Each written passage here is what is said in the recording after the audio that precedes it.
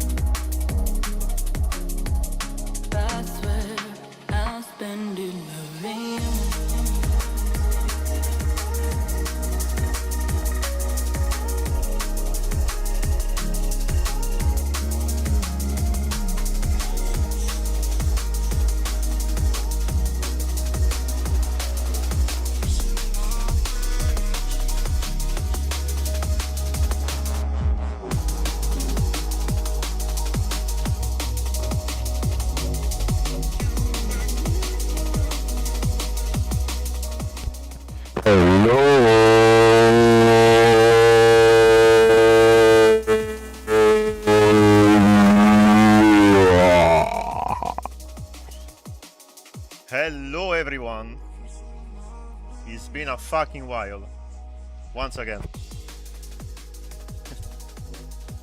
Wait, hold on, because I cannot see the chat as always, because I forget to set it up. Yeah, wait, cannot see shit. And also the volume, wait, gonna put it a bit lower. Okay, now I can see the chat, I can see the grandstands from here. Alright. Hello everyone! Ciao! Ciao a tutti! Bentornati dopo secoli e secoli e secoli e secoli e secoli in questa nuova stream. Wait, I'm gonna put the webcam very quickly.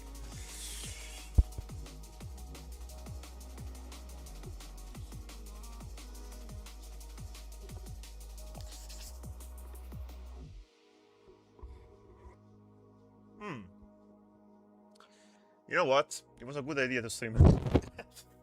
Hi guys. Wait, I'm gonna read the chat quickly. Hi Shadow, hi Dajo, hi Samo. Ciao Indian. Guess who's back? Back from the dead. Hi Luis. Hi Mati. Hi everyone. Ciao Zappe. Who else? There's already some few people in the chat. There's Hallucinogeny, there's Flatboxer, thank you mate. How are we all today? And watched the unveiling of the Williams F1 car. I saw the car. I'm gonna be completely honest with you, it looks like a toothpaste again. But nevertheless. Yeah, I mean it's not, to be fair, it's not the worst that they released, but at the same time, yeah, it's kinda sus. So I'm not really fan of it. So as fellow ex-Williams esports driver, but yeah, I gotta be honest. So stream snipers already. Fuck you. You can also join, by the way. Anyways, I'm gonna do a few daily races today. Also, I wanted to explain you the reason why I wasn't racing like until now. So basically, I haven't had teammates for Manufacturers Cup. The reason why is because of the calendar we got. So I can actually wait. Maybe I can do it from here. I can show you the calendar we got for the races, and yeah, unfortunately our car was not proper for the calendar, so unfortunately we didn't take part to the Manufacturers Cup this season after a long time qualifying. We didn't even try because the thing is we actually practiced, and there was no reason, you know, to do that. So, but yeah, let me go here on sport mode quickly. I hope the volume is okay, by the way, guys. I don't know if it's fine. So, yeah, okay. Let me switch to PC. Should be able to see. All right, so we had, well, it's already ended, and we have already the qualifying people. So I'm gonna explain you the leaderboard. We have BMW, Audi, Toyota, Porsche, AMG, Ferrari, Nissan, Lexus, Lamborghini, Subaru, Volkswagen, and Mazda that are the top 12 qualifiers. Which means that, of course, Honda is not there because he's down in P16. So after a long time, like debating the top 12, unfortunately we didn't qualify. But I mean, literally nobody was driving for Honda unless maybe a few people. But yeah, of course we have Toyota and Mazda that already have the spot automatically. So yeah, and there was just a few like manufacturers fighting for the top 12 here, like I would say from Subaru to McLaren. But yeah, and also Mazda was able to overtake Citroën at the very end, if not before even. But yeah, that's the situation. And well, Road Atlanta, not a good track. This was a good track actually, and there was also the rain, and there was like the first time raining on this layout because we never had rain on the World Series. We had Deep Force, good round, decent round for the NSX. 24 hours, which I love, but it's always the same story. It's historically never been so good, despite, you know, it's a high downforce car, but it's so bouncy. That's the problem, which is the same problem that occurred on this track because of the first sector here, right? So yeah, and yeah, so even here it was not the best car, let's say one of the fastest cars. It was not as competitive as it should be, and it's quite inconsistent, let's say, because I feel like the pace is there, the car is fast, but what limits it is the setup, right?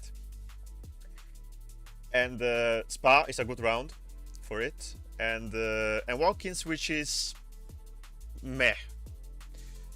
Probably the chicane is what fucks it up, but the rest is like okay. But yeah, there you are. This is the leaderboard, and that's why basically I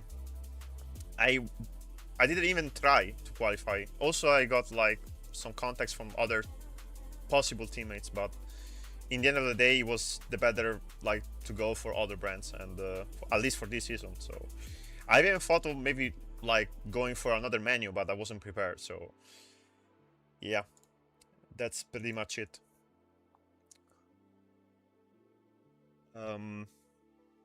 Oh, Dajo, thank you. Grazie mille. Mate, what are you doing? Already, I didn't even start the stream. There's already donations. Yeah. I mean, nations is full send.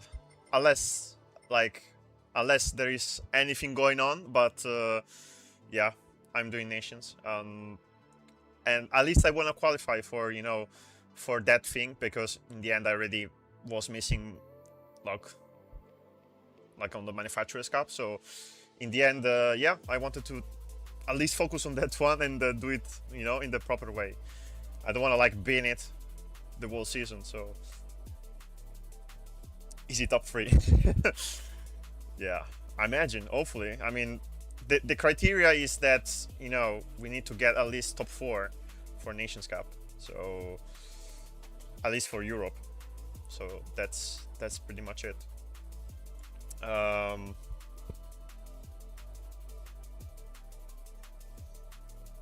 Hi. Ciao Swiss. Hi Raf.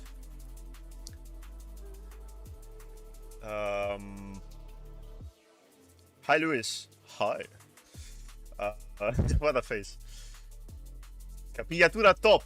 Guarda, veramente molto, molto fashion la mia capigliatura. Ormai sono più di un mese che non vado dal barbiere, quindi a posto. Easy. Alright. Well, I'm gonna keep staying here for a while. I would like to join the next daily race, which is in 80 minutes, so we have time.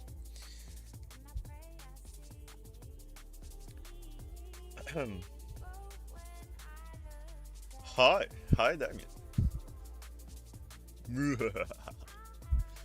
Hello, sunshine. Welcome to stream. One of my very little 3 streams of the year. Easy win. BQS invasion. BQS in my heart. That's not a spoiler. I'm not joining BQS, but I have already other projects in mind. And also, if you wanted to know what's happening with the new team, because I had some offers, right? And which I cannot really talk about right now, but I had a few offers, and actually since last year. So, but yeah, I mean, the thing is, I wasn't really decided yet, because I had to kind of metabolize, you know, and to actually understand the contracts and everything. So even if I wanted to make a decision earlier, because I'm still like doing a decision that I'm about to take, but yeah, the thing is, like, the reason why I left the old team, because, you know, even despite the old team was basically like growing lately, and it was becoming one of the fastest teams, if not one of the fastest teams in the end in Gran Turismo, so with Outplayed. Unfortunately, we had some troubles from the staff, which I'm not gonna be mentioning, but there was further details that didn't really, how to say, didn't go well along with our request. So with our, at least with our project, because in the end we were doing races, we were also doing like some media stuff that theoretically would have helped us raise our image, but yeah, anyway, so all the basic stuff, you know, that happens in a team. But yeah, nevertheless, there were some problems, and that's why now there's a new team already going on. But I mean, I'm still debating for like if joining it or not. But in the meanwhile, so there was also this, and I was still deciding for the other teams. So hopefully, maybe I'm hired, or I get hired, because in the end it's my decision. So, but yeah.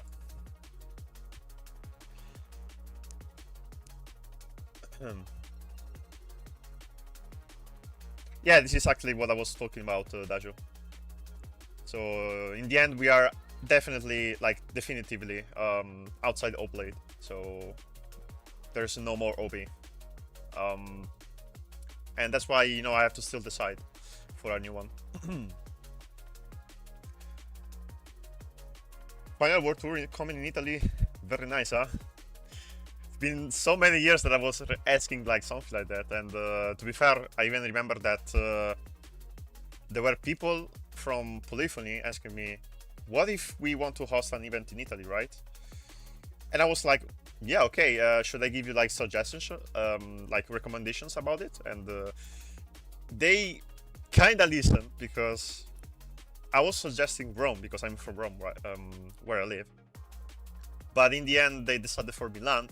I don't know why, but yeah, I mean, Milan is quite a big place for any, you know, not only tourism, but also, let's say, like expose, like, so for like exposing, like, for example, innovation, like doing congresses. There is also a very famous gaming congress in Milan that takes every year, like takes part every year. But yeah, so I mean, it's quite a big place for this kind of things, and I can understand why, but even though Milan is not probably the best place in Italy, I gotta be honest. So it's still a good place. I mean, you can still eat good. You can still, you know, enjoy the historical part of the city, because in the end it's still historical. The only problem with Milan is traffic. It's so bad. So, and also the traffic in Italy is always bad. So nevertheless, even if it was in Rome, if it was in Naples, probably Naples was a bit worse, but if it was in Venice, if it was in I don't know, Genoa. So yeah, traffic is always very such a pain in the ass. Yeah, but anyways, that being said, at least I'm happy that we have one in Italy, and you know, after a lot of years, because it was in the talks, and yeah, so at least I can qualify for it, because I I don't want to just be a spectator, you know. Even though, of course, if I don't qualify, and if it ever happens, which I hope not, but you know, I will still be attending it, so like going there. So yeah, let's see. I mean, let's see what's gonna happen in the next month with the Nations Cup, but nevertheless, I will still be going there because I don't want to miss it.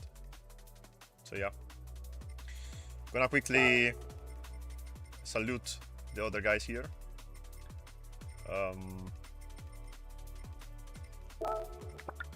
Rafi with my same livery, by the way. There's already some stream snipers. I don't know if they are just randoms. I think they are just randoms, by the way.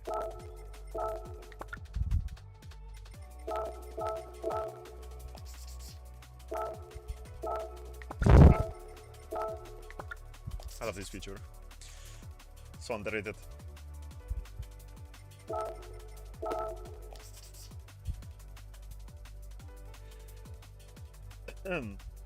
Ciao Alessandro, carichissimo per il Nations, ovviamente, visto che già ho saltato il costruttore, quindi non voglio farmi perdere un'altra opportunità. Però vediamo. Nulla è deciso finché è deciso. Un po' di tempo fa io ho suggerito l'Allianz Cloud, ma non credo faranno l'evento un posto a Milano. Lo stadio, no? Non so, non sono molto esperto di Milano, però immagino sia uno stadio. C'è l'Allianz Stadium, tipo. Hey Flash, what's up? Welcome to the stream, mate. Hey Bilson, what's up? Hey Island. Hey guys. All right. I'm gonna hop off from the paddock mode and hop on daily race, which is a new daily race because we have the new track with the Group 3 cars. So I wanted to just, you know, test the different cars out. And yeah, I was actually already trying the car because, yeah, I did a 0.2 here, which is not bad for this car. I still think that, you know, the Honda is quite good here, especially in the traction zones. It's quite good and balanced overall, especially in the corners. Also, we have the new Porsche being already busted. I don't know. To be fair, I think there's many people trying this car rather than just trying, for example, I don't know. There's After with the WRX, there's Suzuki CR-V Sun with the Beetle, Citroen. So I feel like, you know, there's still like fast cars as the Porsche here, but or even faster maybe, I don't know. I think it's just because everyone is focusing on the new car. But even though, you know, the new car is already pretty good, so which is quite reasonable. There's even a Lancer. I think I saw it from Kokobun, right? Or not? Was Kokobun in the Lancer? Didn't maybe improved? I don't know.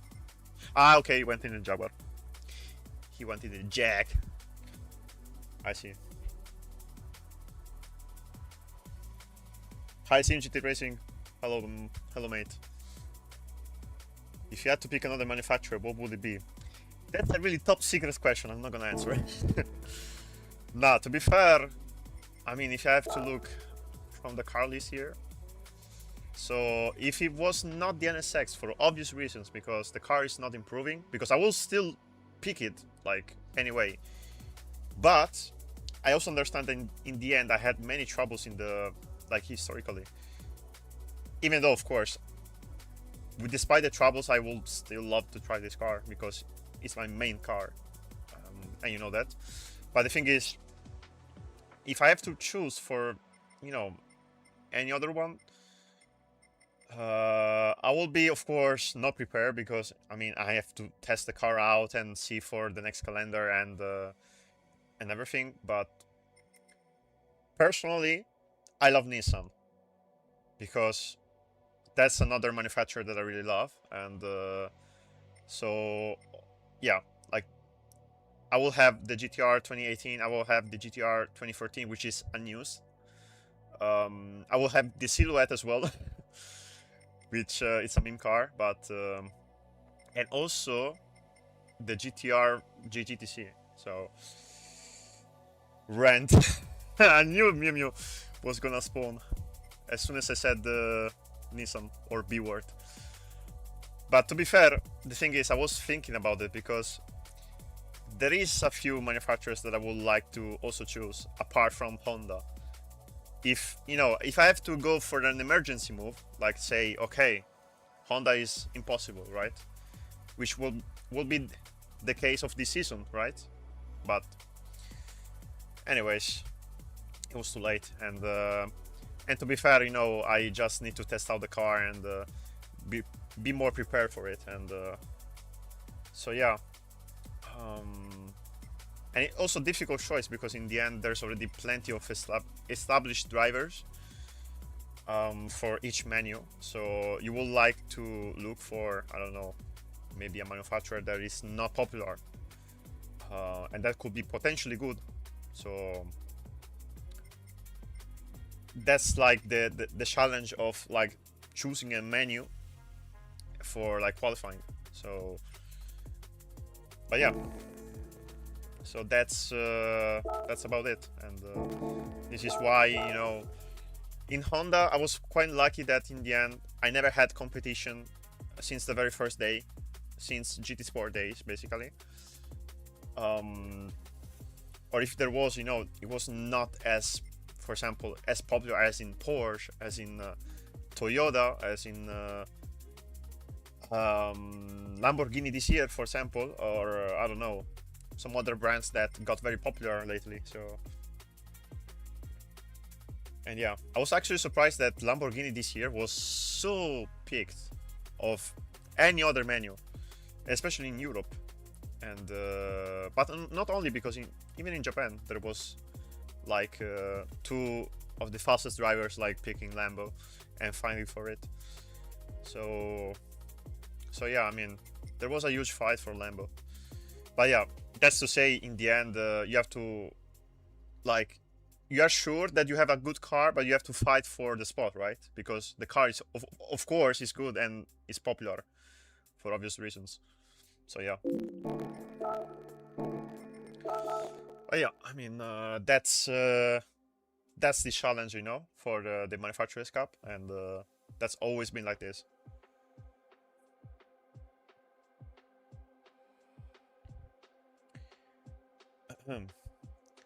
Ciao Nate, I'm watching like James Dokes.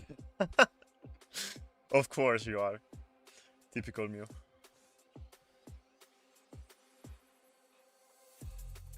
Ciao Papa. Do you prefer the way these drive now or the ones of 2 years ago? I think I like the physics from let's say from the beginning of the game, surely. If it wasn't for the impossible street cars to drive, but at the same time I prefer the way the cars were driving, especially, which is not like so different from what we have now, but for example, after the Montreal event in 2024, we had like the the physics update where the brake balance was actually affecting, you know, and this will change a lot the behavior of the car, especially in braking, which is not the same right now because you just put +5 brake balance or just on the rear for most of the cars, except a few. So, but yeah, it's very brain dead right now because you just put like brake bias on the rear and just to avoid the understeer in the entries. And it's not the same as it used to be before, where the brake balance, like, you know, a year ago or 2 years ago, it was actually affecting your car. So, which is a shame because I thought that we actually fixed that, and now it's like even simpler than before. And but yeah, I don't mind the physics right now. I feel like now the challenge, especially for like balancing the cars in the manufacturer's cup, is like fixing the setup, because the setup is like quite of the same for every car, even though every car behaves differently. Because there's cars that, for example, the Honda is like bouncy, so you have to probably raise the height difference from the ground, instead of like having, I don't know, cars like I would say the BMW, because it's a very flexible car and it can go anywhere. It can grab any curb and it can stay pretty stable, you know. And so yeah, there are some cars that are affected by it, and unfortunately, you know, they cannot be, if they have the pace for it, they cannot be as fast because they are limited by the setup. And especially on those tracks where there's like massive bumps or like even little bumps, which can cost you the race and the pace. So, but yeah, that's pretty much it. In the end of the day, Subaru has to place the qualifying on controller. To be fair, I don't know, the BRZ feels like as grippy as also tricky, because for the grip it has, you can use the pad for it, so it's quite usable on the controller. But at the same time, when you have to control it with the turbo lag in the exits, it's where it gets tricky with the controller. And I really admire Calster and Charles that did all that on controller, and especially Calster, who qualified, because it's the first time that he qualified and he did that on controller. So that's GOAT status in my books. Even though we had the controller players qualifying in the past. So in the end of the day, it's Gran Turismo. You can also qualify on controller. Why not? It's not as super like simulative game as like, I don't know, iRacing or Assetto or these ones, you know, or Race Room or Automobilista, which are way more complicated. So you need the actual setup for like for driving. So why did you not pick Subaru? You were flying at Laguna de Delhi. I don't really love the driving style of the Subaru, to be fair. Even though, of course, it's a car that can potentially qualify. But yeah, in the end of the day, I don't really enjoy the, let's say, the driving style. So yeah, that's pretty much why. But yeah.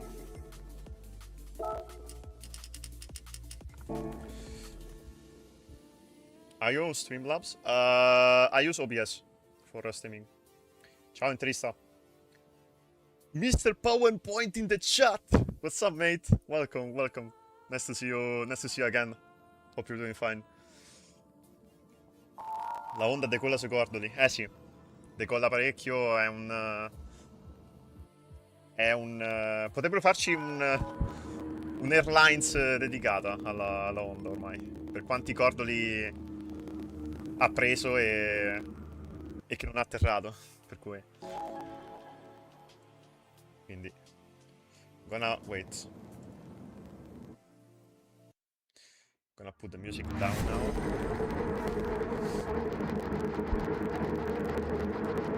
Lamb as well. Yeah, exactly. I was telling you, like, Solis was also one of the few of the few qualifying drivers. So, and yeah. So I mean, there is the possibility to do so. So.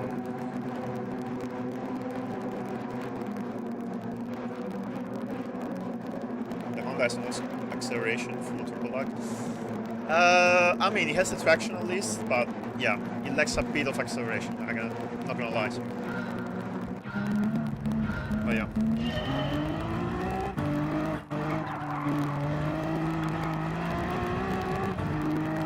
Alright.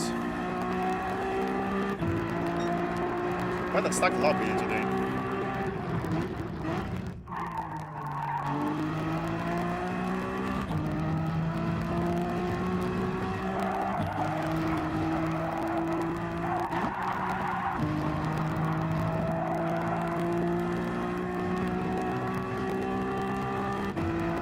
By the way, we have to be careful on this track because I don't know if you saw it, but track limits are like very nasty. So if you go over the white line, it's like over for you. You get a penalty instantly. Thank you, Samuel, and good evening, David. Welcome, guys.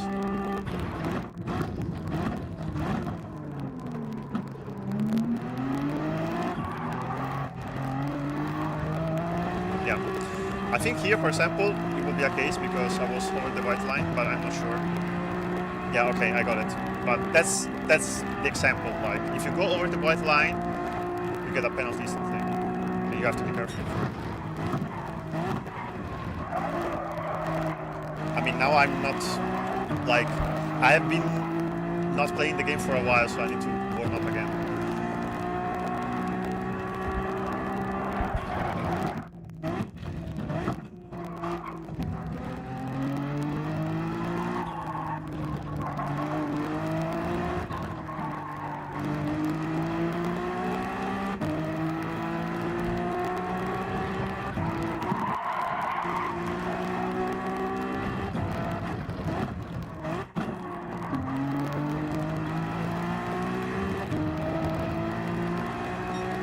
Well, thankfully, this penalty won't slow us down too much.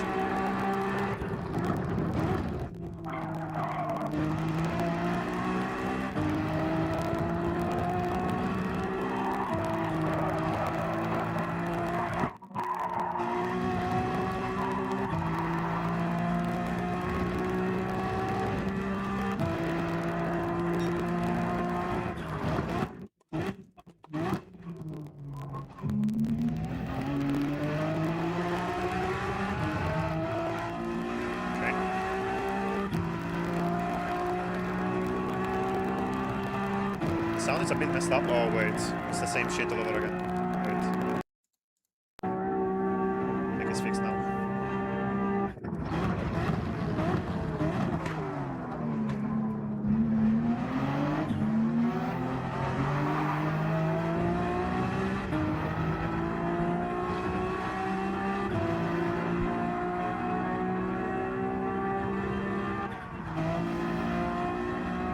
He also had a penalty, so we're fine.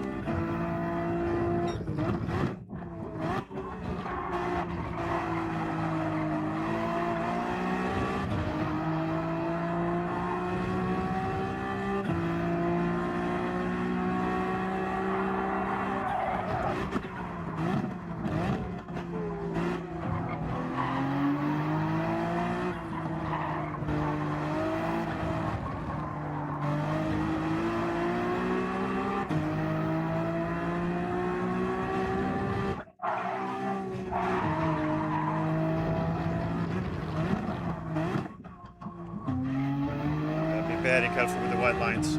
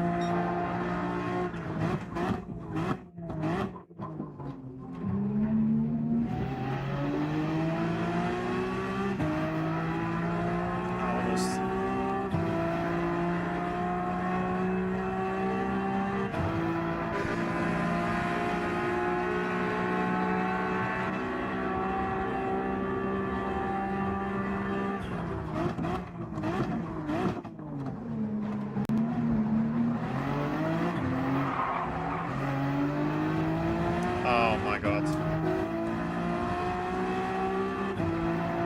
Yep. That's how rough they are. At least for this track.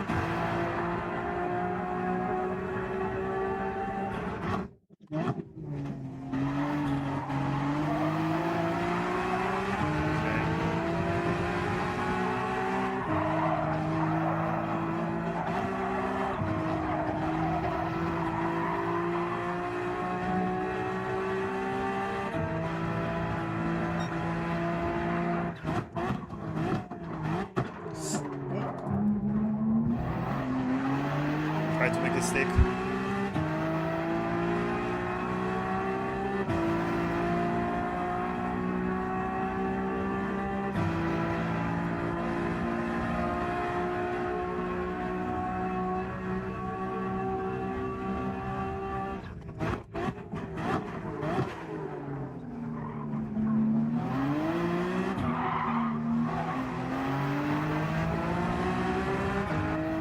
Very beautiful overtake if it was not for a penalty.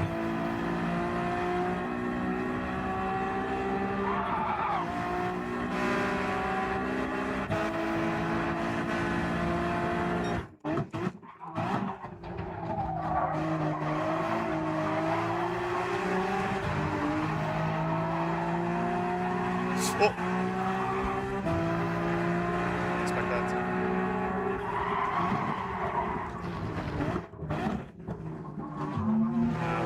We're gonna lose big time here.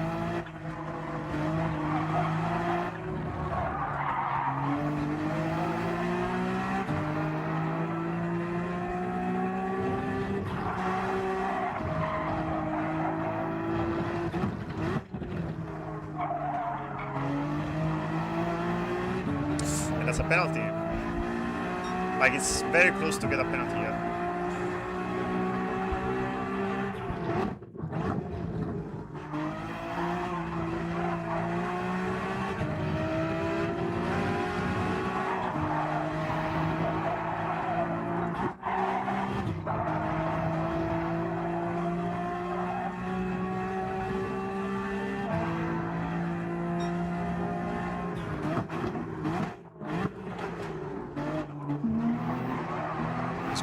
This race.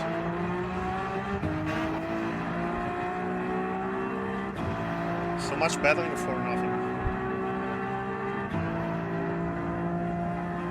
Guess I'm gonna battle too.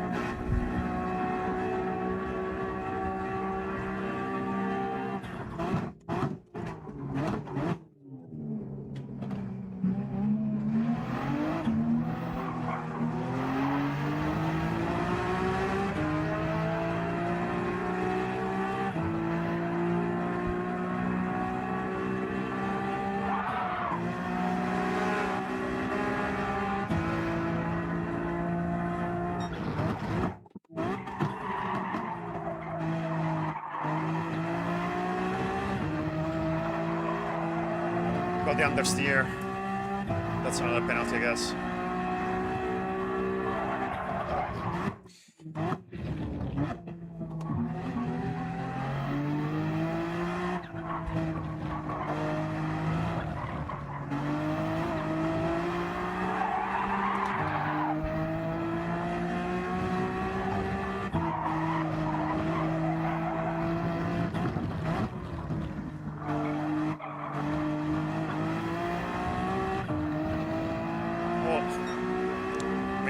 Not much we can do, honestly.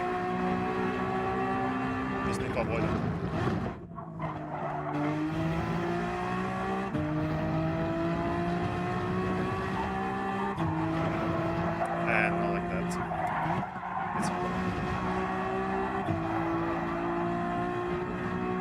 not. Amazing.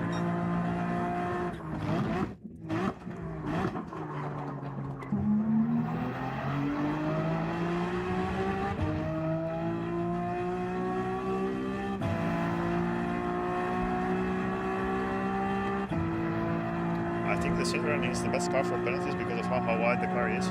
Maybe. I don't know. That surely is also a matter of how the car is shaped, you know.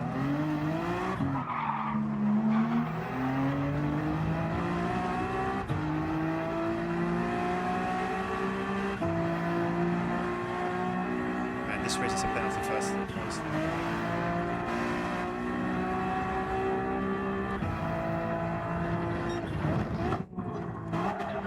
And I have a single lap without penalty. Or at least more than 2 laps without it. And we have to get this lap.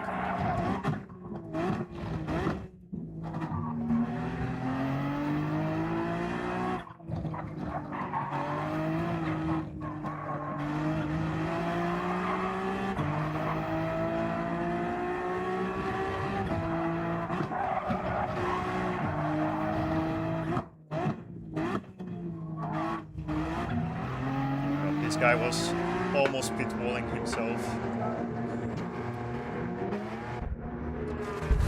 It's great to see the back streaming. Yeah, they always say like this.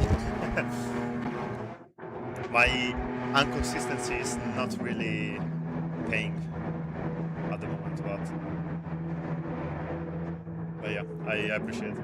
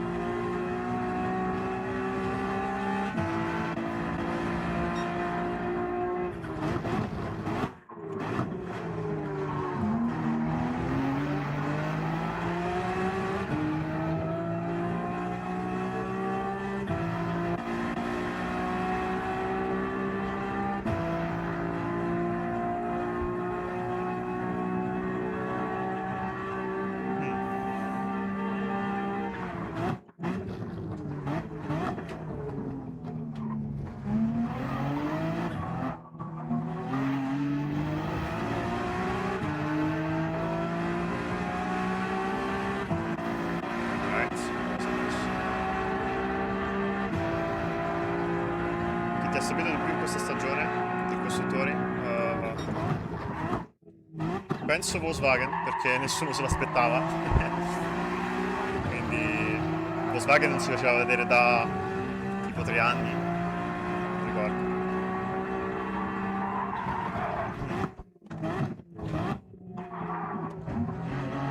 Eppure il Beetle l'ho guidato nell'Exhibition ed è sotto, cioè secondo me perlomeno è sottovalutato.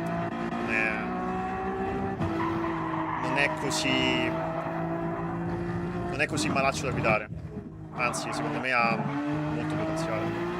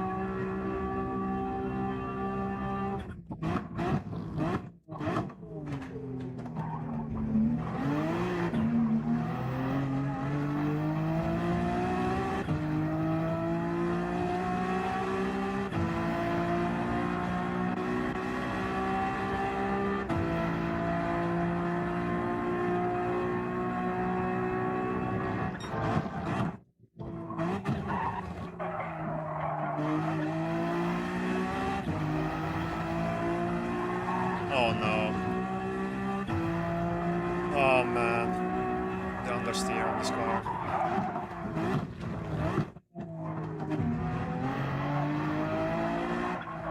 I didn't get the penalty.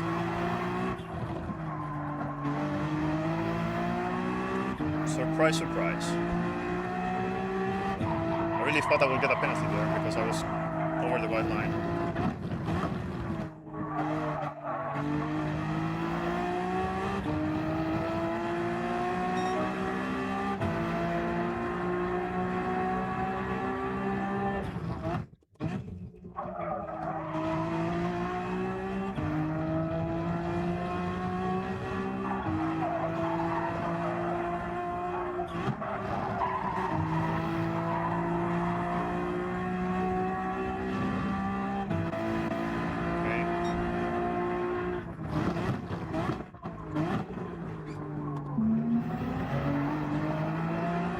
Oh my god.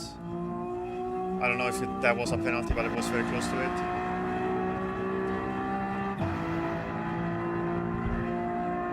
I don't know, man.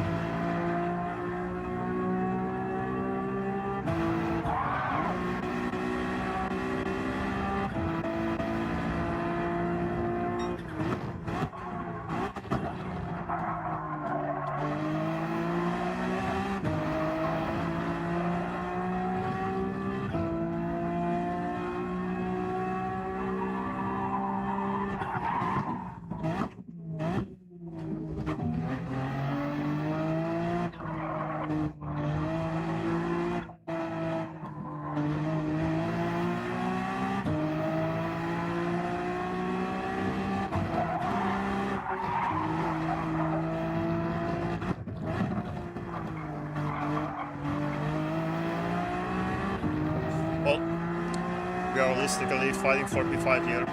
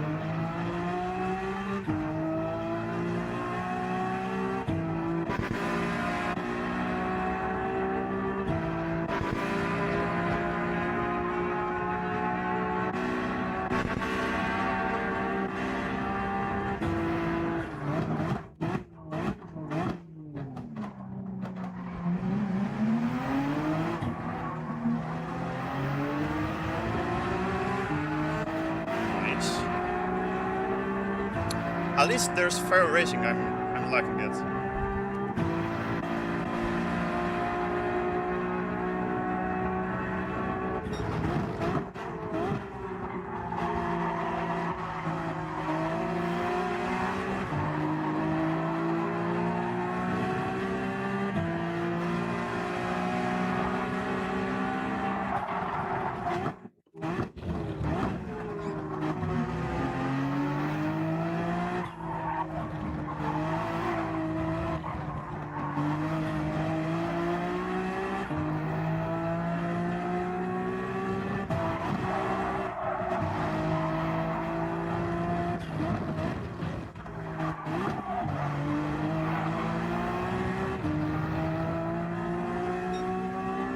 Yeah, indeed, great racing.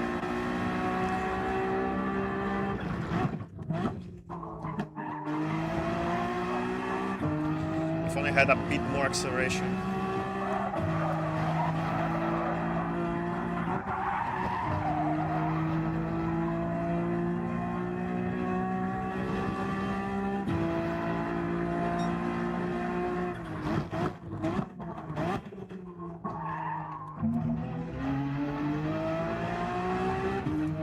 This should be a good try for an overtake.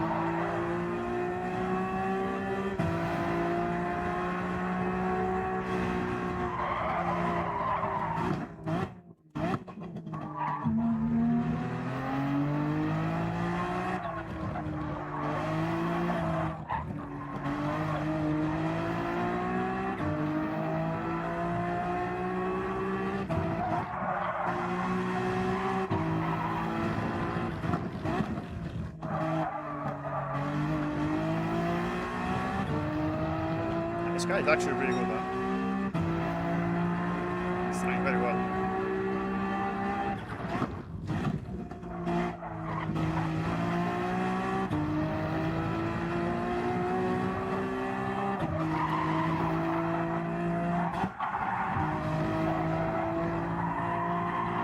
Oh my god.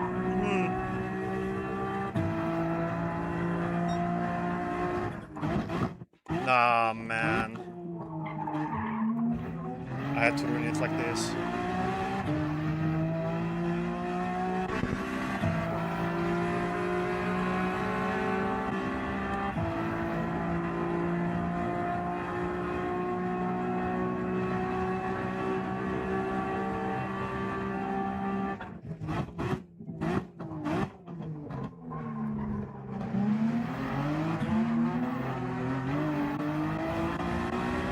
Yeah, it's gonna win on me.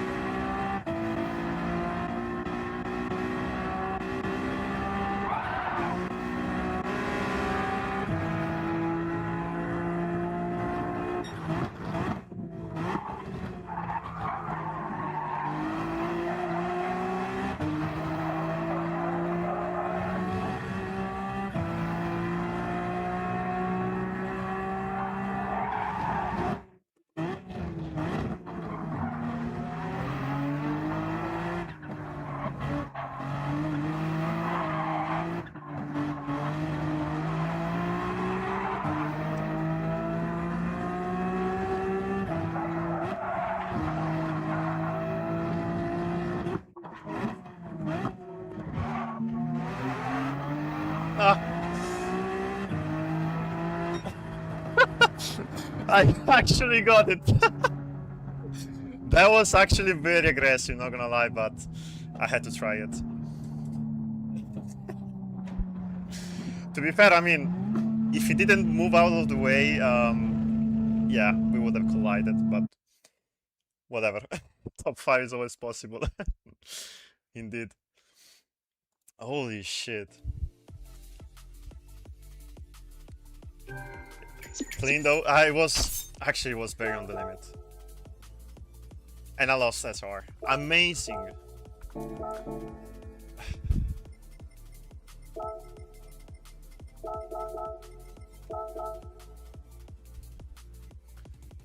Oh man. Che sudata per Gabri. Ma devo dire che è la prima volta che lo vedo. E minchia se va. Ha fatto un garone. Ci siamo ingarellati tutto il tempo e mi ha anche addirittura sorpassato all'esterno al tornantone. È andato molto bene.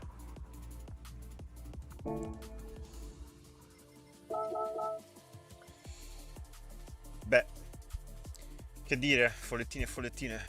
Si va in flop split. Ho perso un po' di DR. No, anzi, non tanto. Più che altro l'SR. Quindi finirò in flop split e probabilmente, il che no bueno. IOF track limits are the same for everyone. GT7 ruined this beautiful track with stupid penalties. I mean, the thing is, I can see the white line being a rule, you know, and this is also the championship track limits that we used to have back in the day. But yeah, I don't know.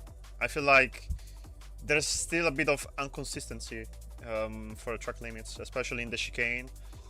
And yeah, so it's not ideal, but probably it's not perfect. But I can see the reason why they did that. So because also when this track was released, the actual track limits were being abused, because you could shortcut the track. Basically you could go outside of the track, like fully outside. So yeah, that's why, you know, it was basically made this way, you know. And yeah, wait, I'm gonna quickly look at chat again. I like the 4C livery, looks like a Lotus. Yeah, it is the Lotus. You know what? I would like to use the 4C. I would like to use it. I think it could do actually decently here. But, I mean, let's see about it. Hey player, what's up? Perso serve i track limits. Ah sì, sicuramente.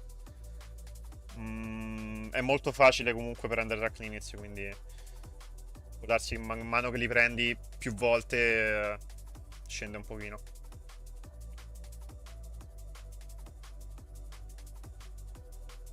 Alfa Romeo is my favorite car brand, then Lancia. Oh, you have the Italian on you. But yeah, I do love Alfa as well. To be fair, I don't know. I think like I even love Alfa more than Ferrari. I don't know why. Alfa has that more spirit. I don't know, like it's even more classy than the Ferrari itself. I mean, Ferrari is classy as well, but I don't know. For me, at least, it has that little bit more, you know, and it's also pretty particular manufacturer. If you ever seen like any of the Top Gear episodes where Jeremy Clarkson is like always glazing the Alfa, despite the many troubles that car have, and that their car have, but it's like, you know, there's a huge love and passion for that car that is quite, you know, it's quite different. But yeah. And as expected, we are in the flop split, but whatever. It's alright. It's alright to be fair. Hello champ. Hey Mansur, what's up? Ciao Reglis. True car fans prefer Alfa to Ferrari. Ferrari has become more of a status icon, I think. I mean, of course, Ferrari has its history, but I feel like, you know, yeah, as you said, like it's like the celebrity car now, because it's like a very luxurious car, you know, and of course it mainly focuses on like the high-end business, unlike the Alfa, which is like more on the mid class, you know. So it's more affordable, and you can see it in a different way, in my opinion. So, but yeah.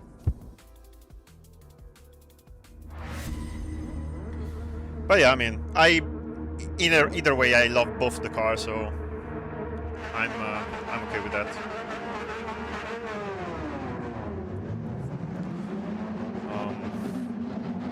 Wait a second.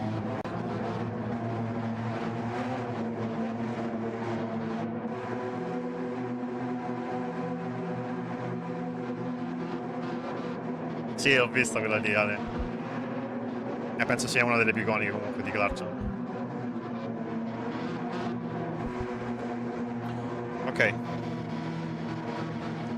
What do you think of the new Porsche? It's fast. That's it. Fastest review of all time.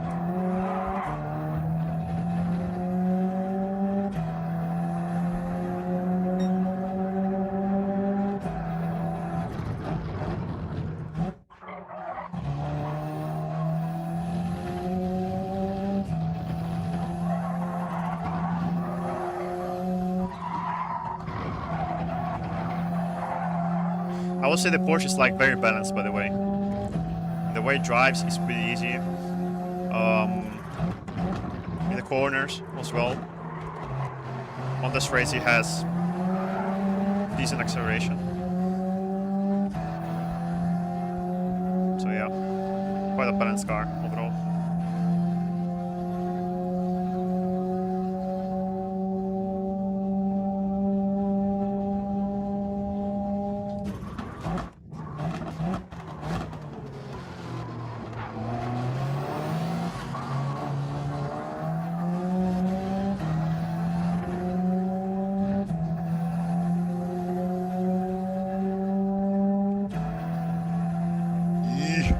Hi Gran Turismo.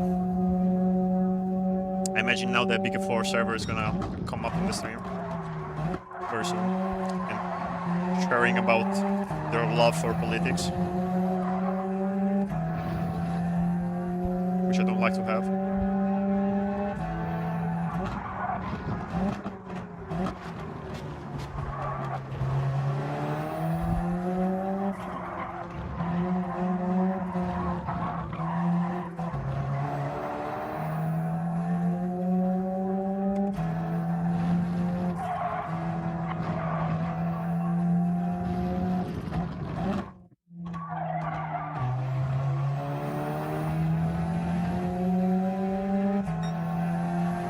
Why does the game audio sound like that? Sounds like underwater. I don't know. Do you guys also hear the same as him?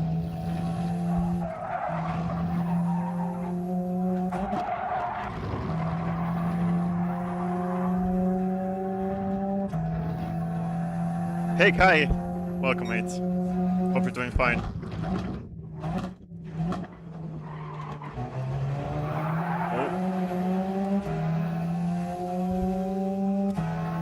Wait, let me fix it. If I can.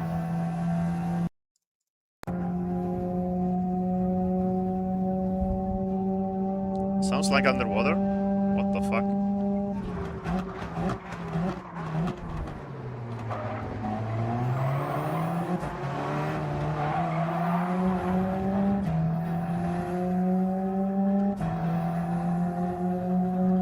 Ah, well. I will fix it after the race. I'm sorry. Problems every time.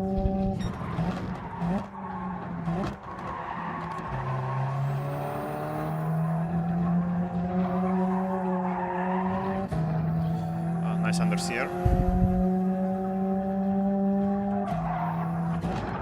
Yeah, I was waiting for you to come up. Knew it. Despite I lifted the gas to avoid the penalty, I still got it.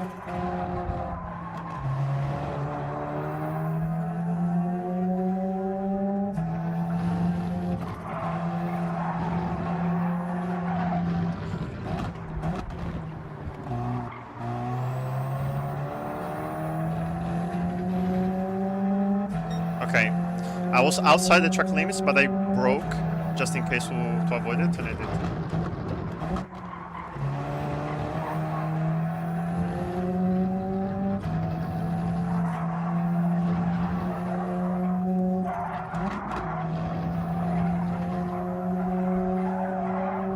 Yeah, but why are you understeering so much? Yeah, like I feel like I'm making the corner alright, and then all of a sudden I'm understeering all the way to the outside at a certain speed, and I get the penalty. Seems like the... Oh my god, I'm sorry. I don't know if it's the cable though.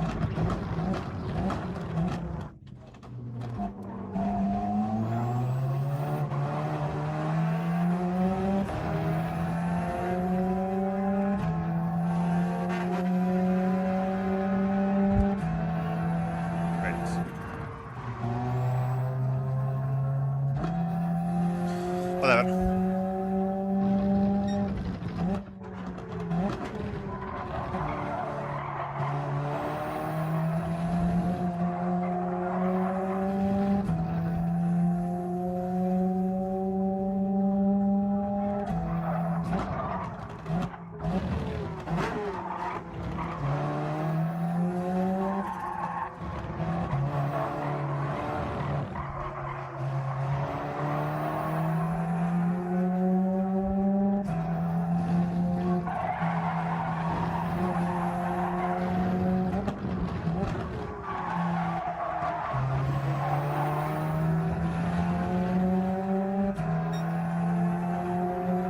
Grazie Dark.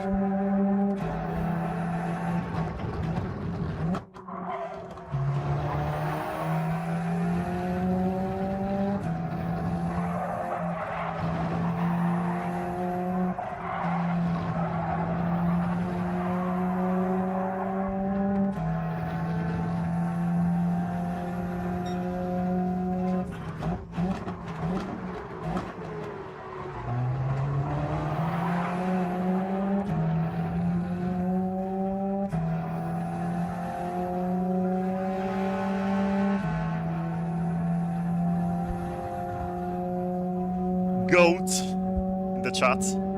You lot. How are you doing, Caster? So glad that you qualified. You deserve it.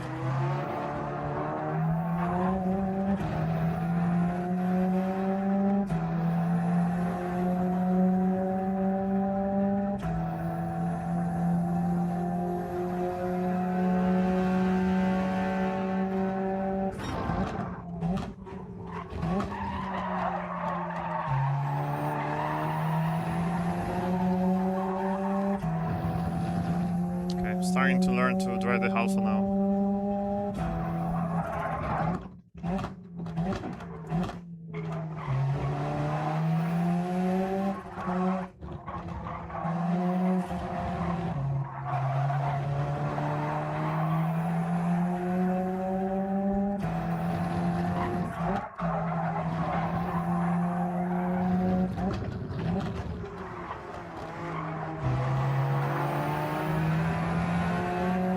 Even though it's not as fast as I thought it would be, but still.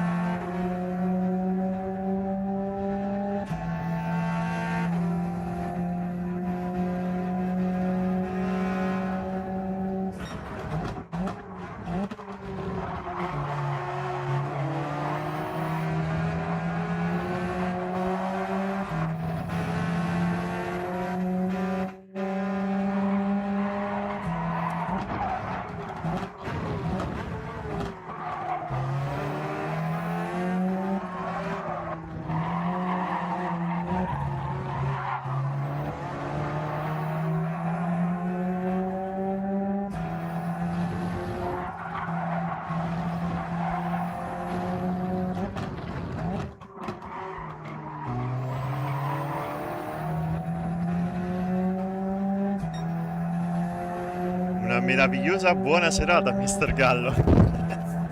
Ben detto, Mr. Iceman.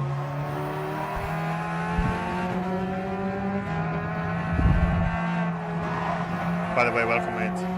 Hope you're doing fine.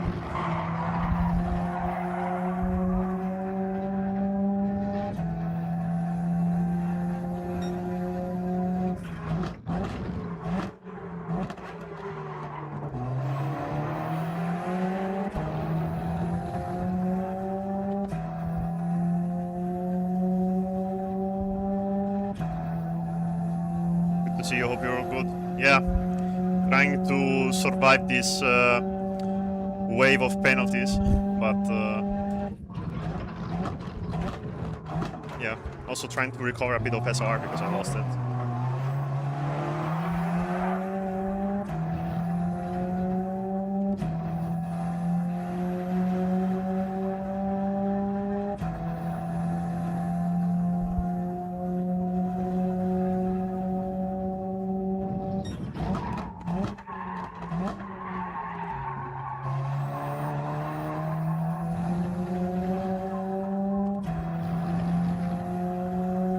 Second penalty to Ocon. Ah, race. Yeah, truly.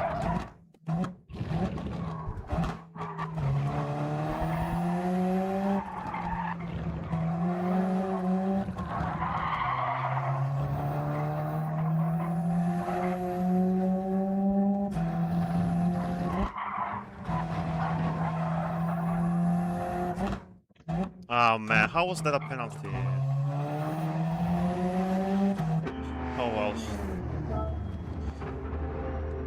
I guess if I keep taking penalties like that, I'm gonna still be in this lobby. Like, I'm not gonna improve my SMR. Hey Sebastian, what's up? Like, that was very, like, borderline for a penalty, but whatever. Just gotta deal with it, unfortunately.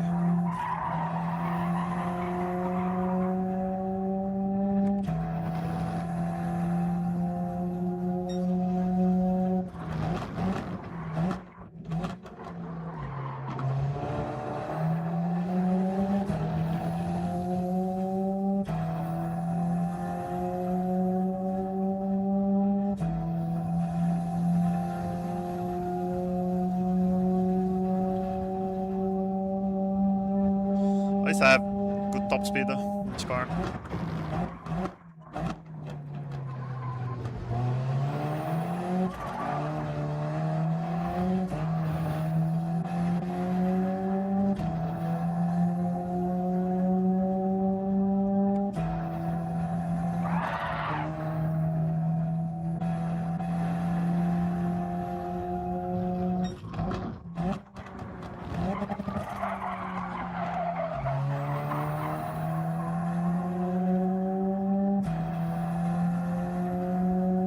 Okay, time to make some proper pace now.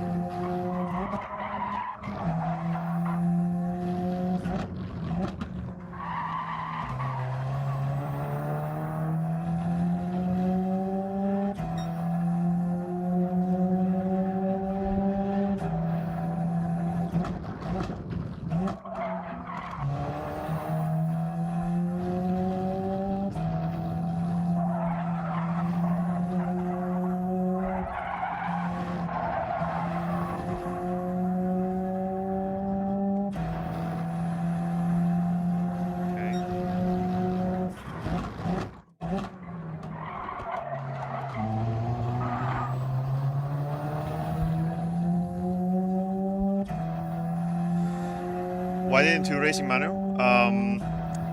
Bad car for the calendar.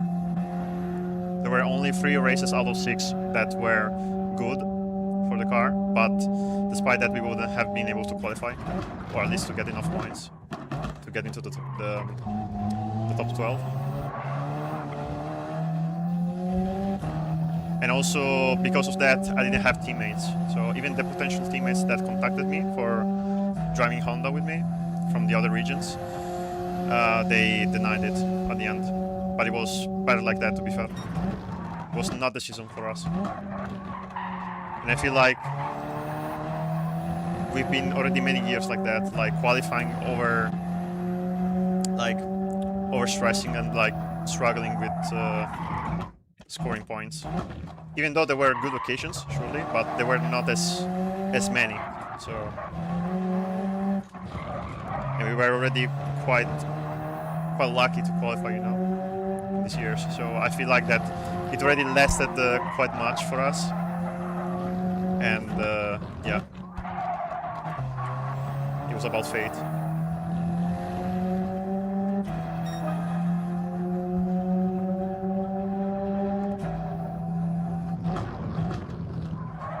I mean, I can still make it for nations, so it's not over yet.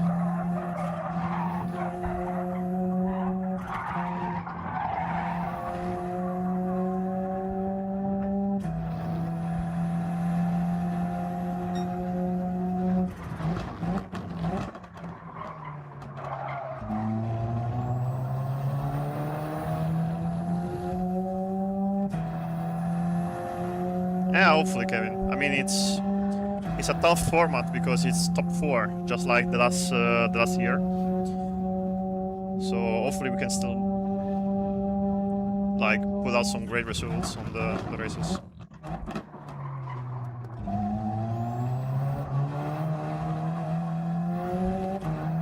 The thing is, most of the nations races are Red Bull combos and Formula cars, which I'm not really good at. But I mean, who knows? With enough practice, I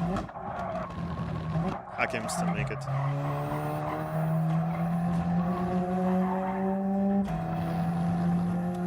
So yeah.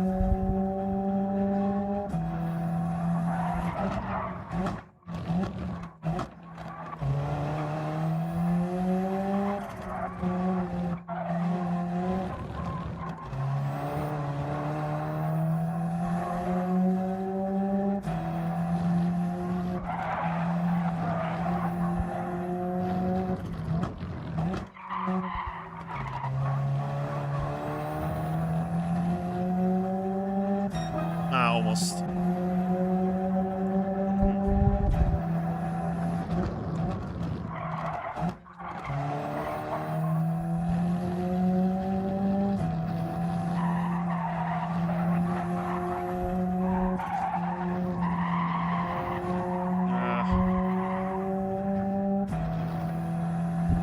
That was close.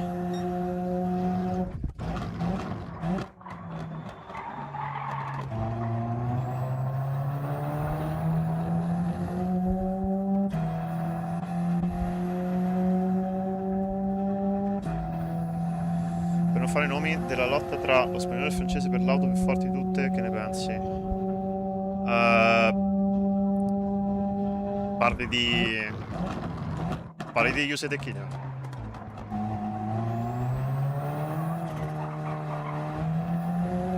O mi sto sbagliando?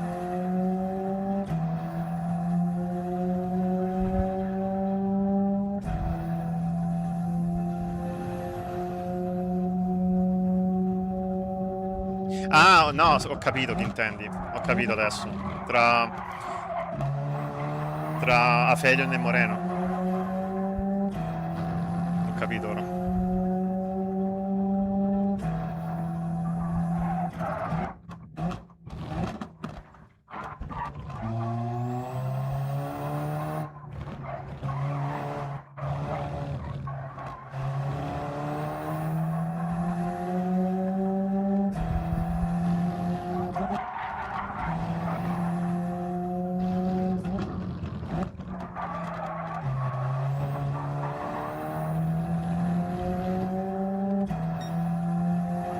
L'auto col logo blu.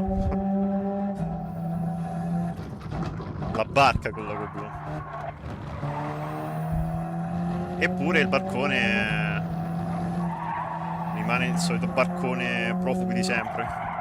Nel senso che ormai talmente così, talmente forte, talmente meta, talmente versatile in tutto e talmente scelta che ormai ci sono sempre giocatori per quella macchina.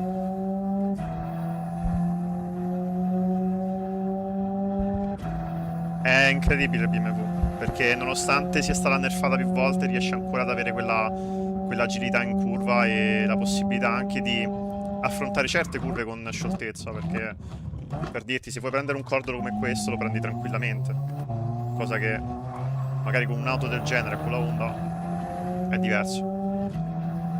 Quindi proprio la versatilità che ha quella macchina su tutte le piste, che è bilanciatissima. E ovvio che poi i grandi nomi spuntano fuori, perché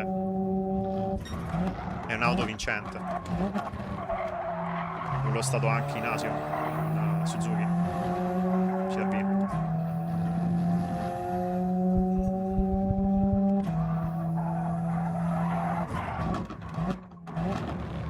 Oh, there, penalty.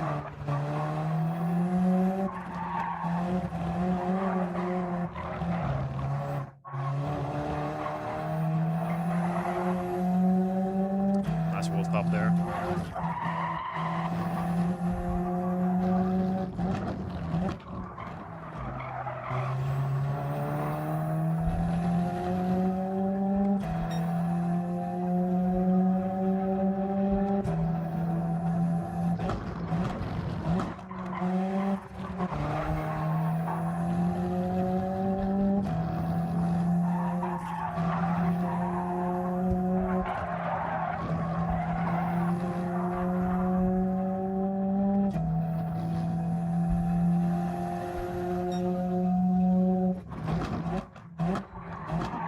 51.5 seconds. I'm gonna be able to pass them. Luckily. Because I would have stayed behind at the end of this lap.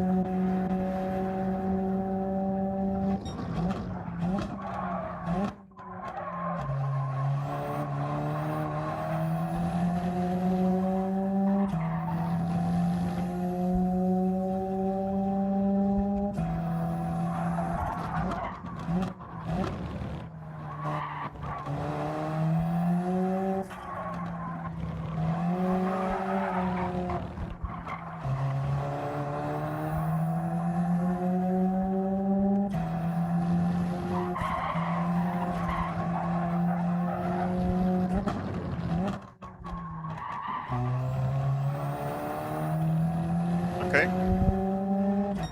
Second place, even though, I mean, it was the drop split, it was not top split, but yeah. Wait, I'm gonna fix the audio very quickly.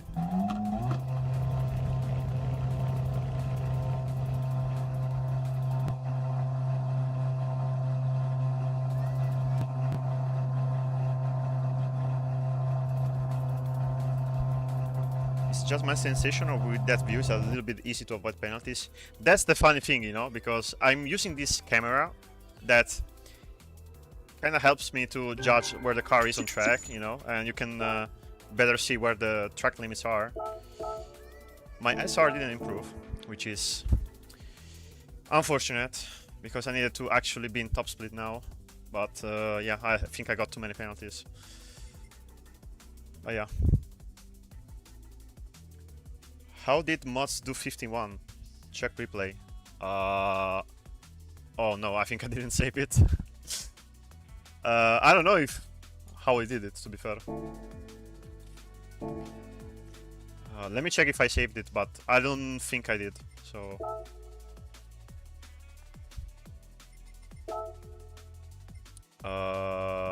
no, because this was other ones. Oh. Unfortunately, no, I didn't. I don't know if he cheated, like, I'm not sure. So, yeah. It would be actually funny to see, because despite these track limits, you know, that are very restrictive, there will be still, like, somebody. He's cheating somewhere because it was a 51.5. Oh my fucking god, really? Wait. He actually cheated. And where?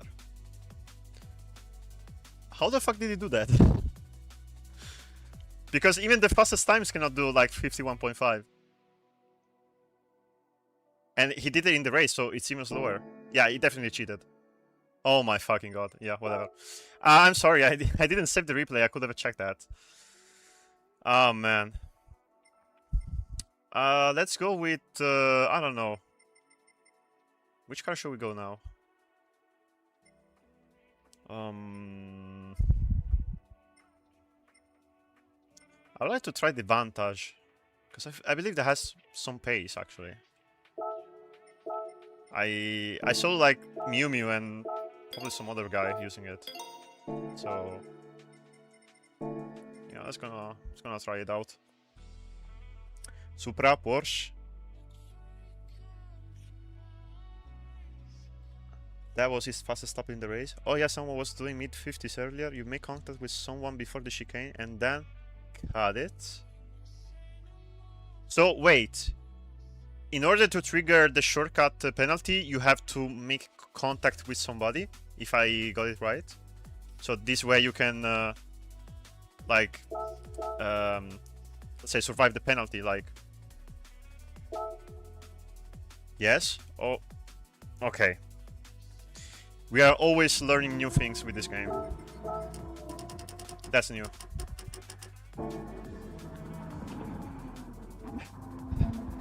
Ay.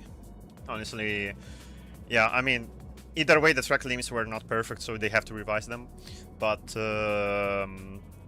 yeah, I mean, they are not terrible, but at the same time, yeah, they have to be optimized. And either way, I mean, if there is this case, which unfortunately I cannot see if I had the replay, but nevertheless, I mean, it can be still exposed. Like, we can still check it out afterwards.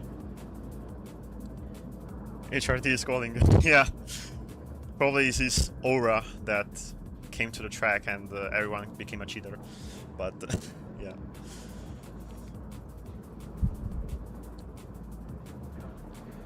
Ciao Ale, a 15 anni Gabriel ne usa il G29. Minchia! Minchia! Tanta roba, raga. Gabrielon, voglio dire, usa un volante che non è il massimo. È comunque un buon volante, però comunque, cioè, 15 anni.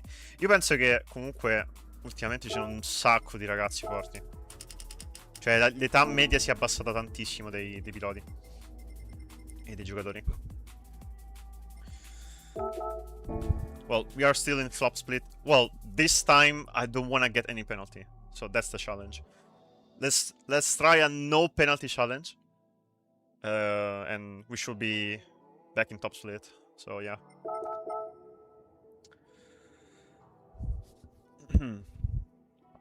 That's what was happening. Yes, they are hitting someone first. Same as the Canadian circuit. Yeah, I mean, I know you can do the final chicane cut, and despite you get like the, what was it, like the 5-second penalty, but you are still faster with it. So yeah, it's quite weird.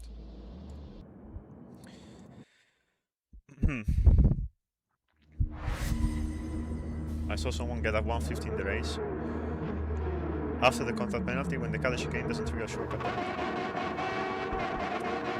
Bella Reglis, tutto bene. Mi preparo per le prossime del Nations, che sono fra una settimana.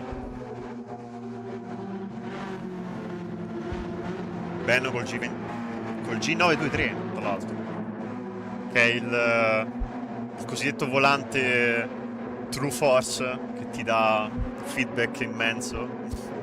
La versione migliorata del G29, così dicono.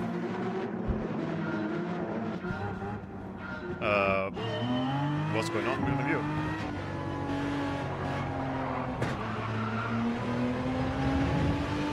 Oh, I think it's my controller. The stick drift. Oh no. Oh my fucking god. I need to pause on the straight.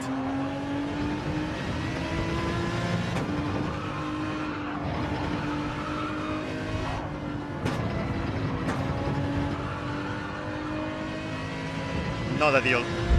Absolutely not.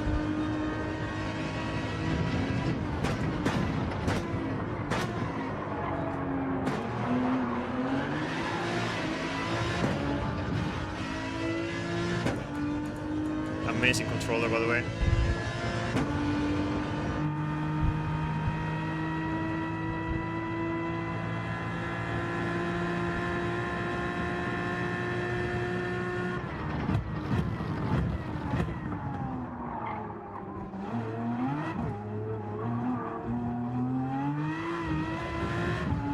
Okay. We are back on track.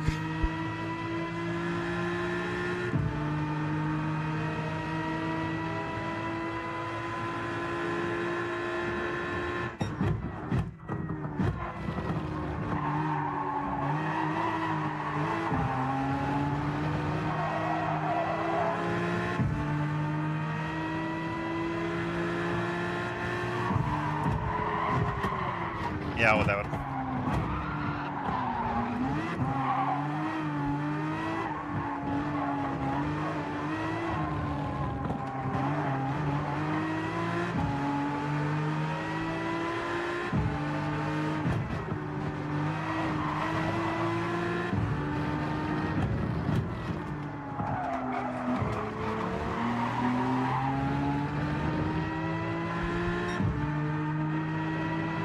nuova visuale. Ci sono per niente abituato con quella da terra.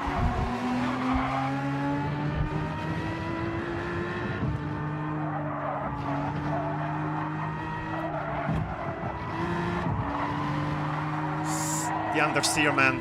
Holy shit, I gotta be careful.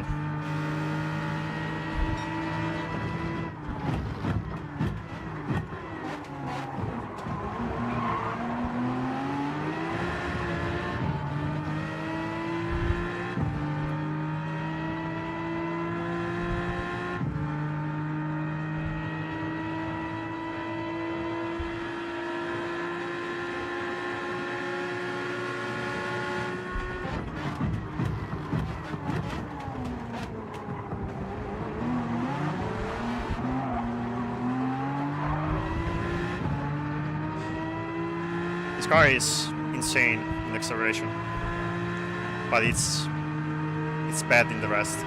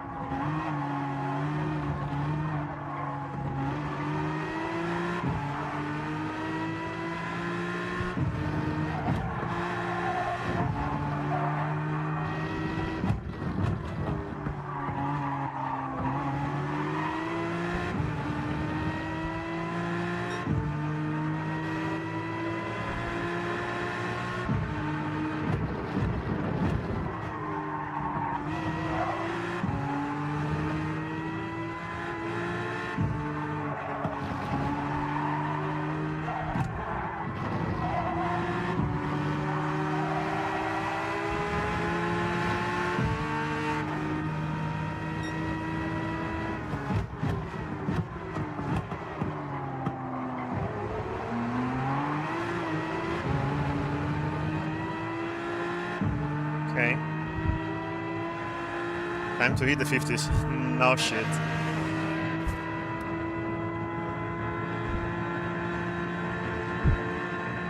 I literally don't know where, like, in which part of the track he did that.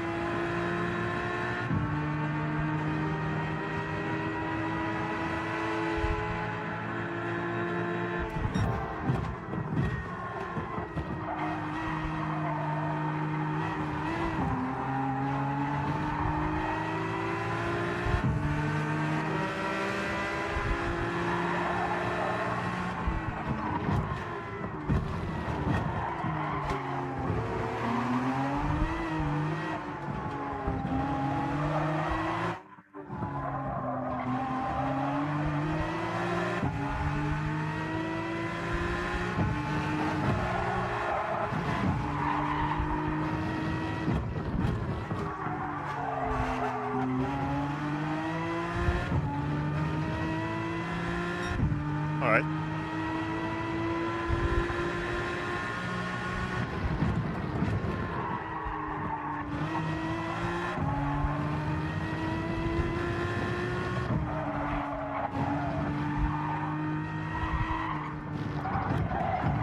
This car is exceptionally slow on the corners, but for the rest it's fine.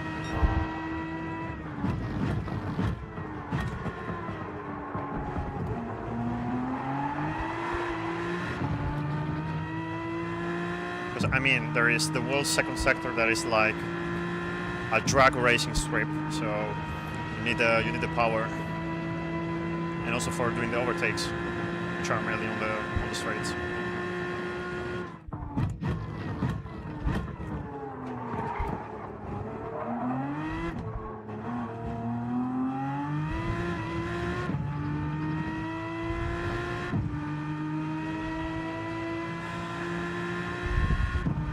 Sì, Ale. Grande problema dell'Aston.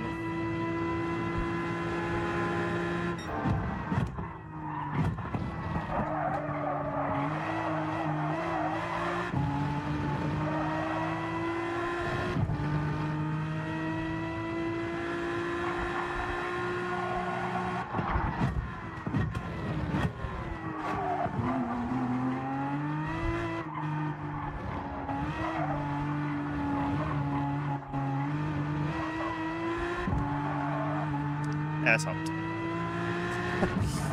Non ha assolutamente downforce.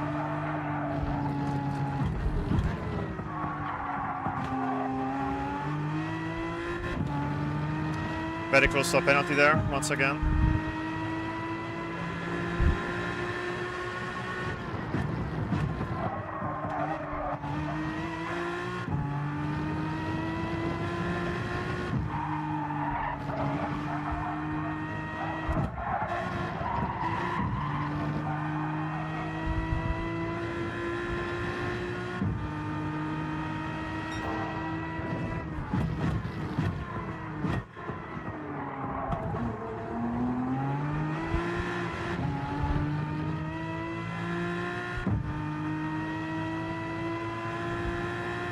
Four laps with no penalties, you can do it. Yeah, nice jinx. As you said that, now I'm gonna get one.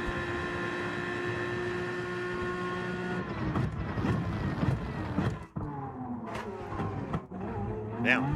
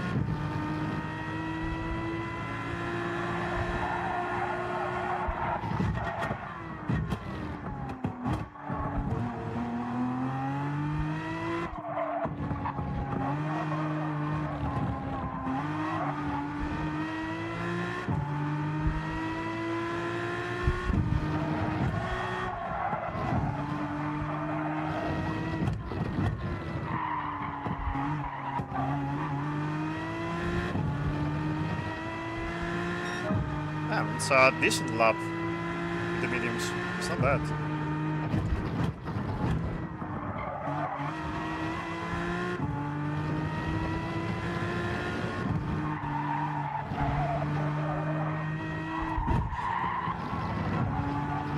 Despite the cornering struggle, this car has some legs. Apparently.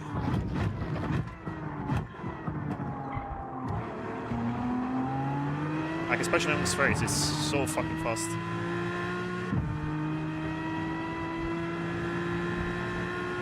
Even the Corvette is quite nice on the straights.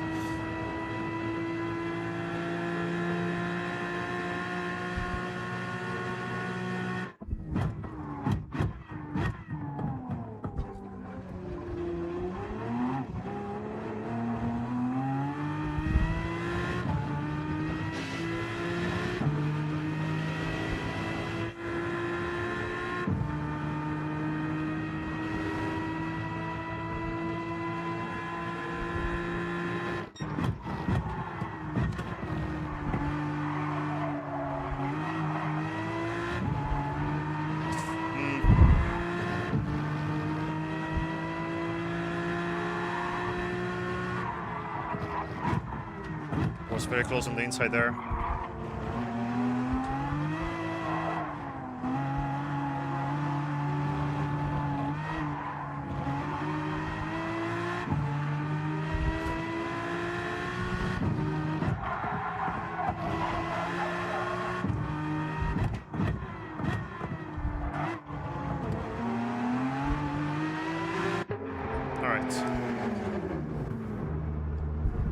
Quite surprising in the pace from the Aston. Still 4 seconds off the ideal pace. Yeah, true. Not fast enough. Should change car for that.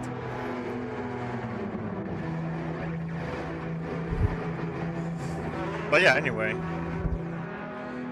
It's going so far so bueno without any penalties. Well, yeah.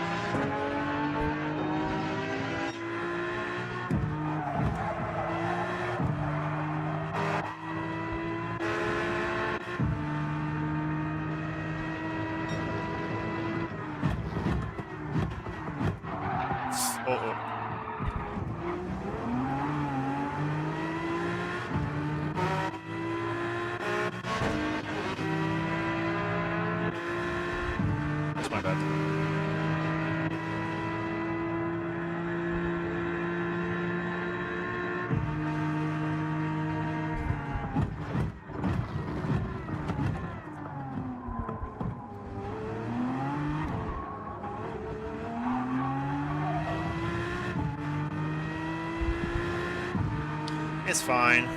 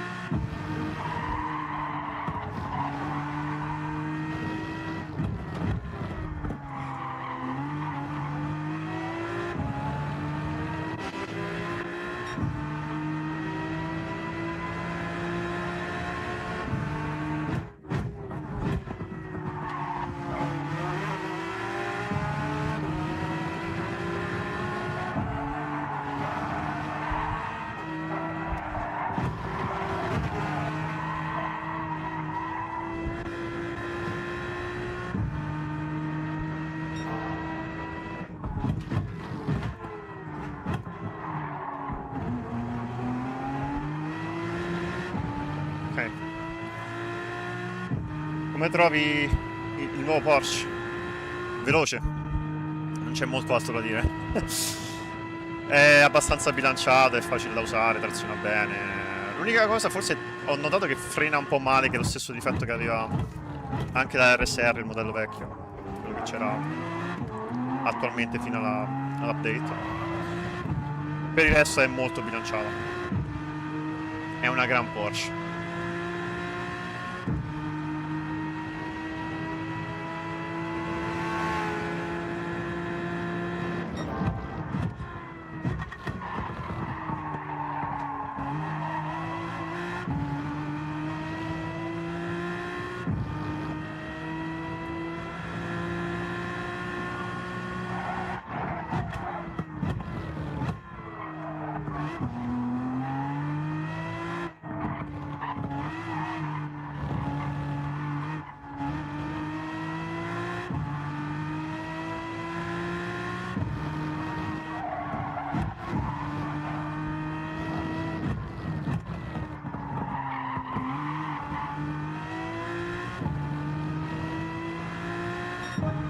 Down 52.3, and it was not a good lap.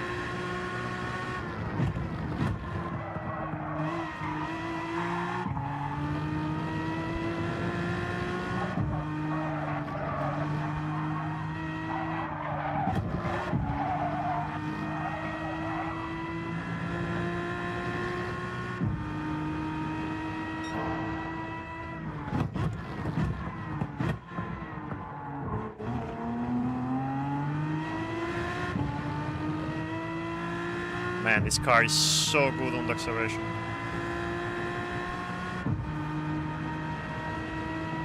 If I do well, and if my tire wear is not drastic, I could get a 52.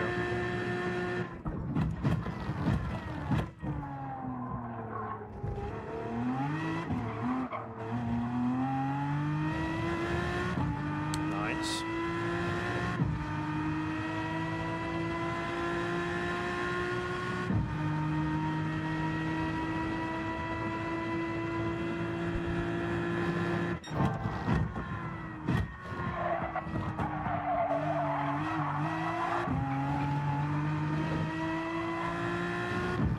Lost a bit.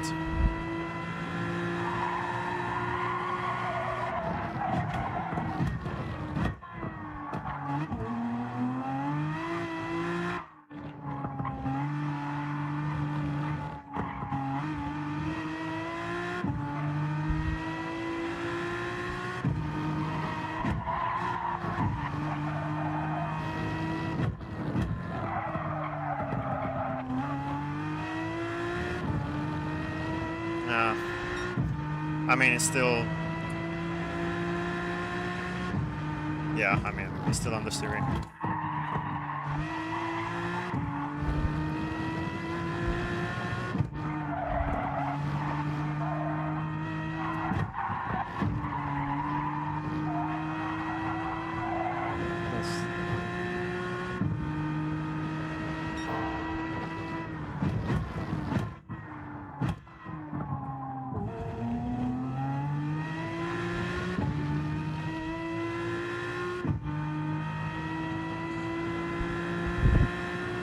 Io ho detto che fare 52.0 con l'Aston TT. Sì. Beh, mio comunque ha, come dire, un po' masterato l'Aston. Quindi penso che uno come lui possa farlo.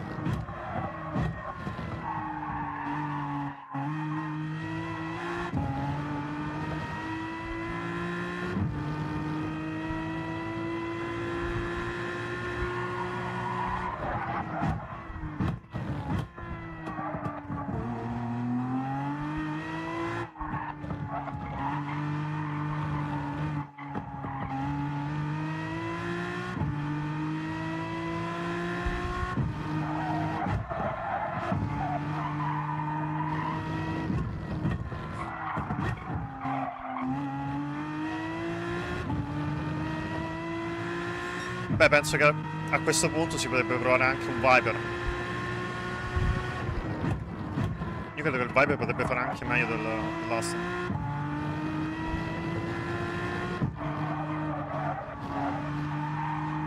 E vuoi vedere che magari se l'Aston opzionale a 52.0, il Viper tipo fa 51.9.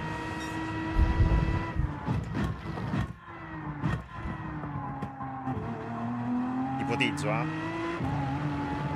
magari non è così, ma credo che il Viper ne abbia un qualcosa in più rispetto all'Aston, e anche forse aerodinamicamente, proprio pochissimo, anche più forte sui rettilinei.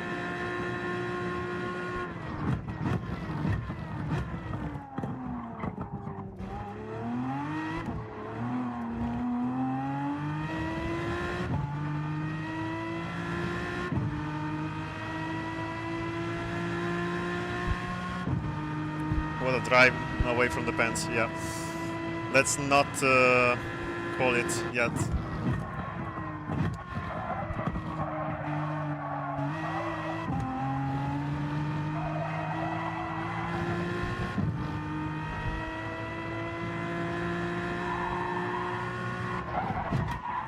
Oof. Ah, man. I don't know.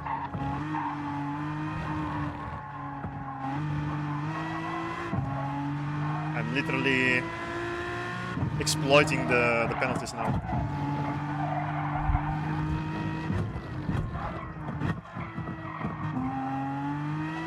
Nice understeer. My cars are drastic.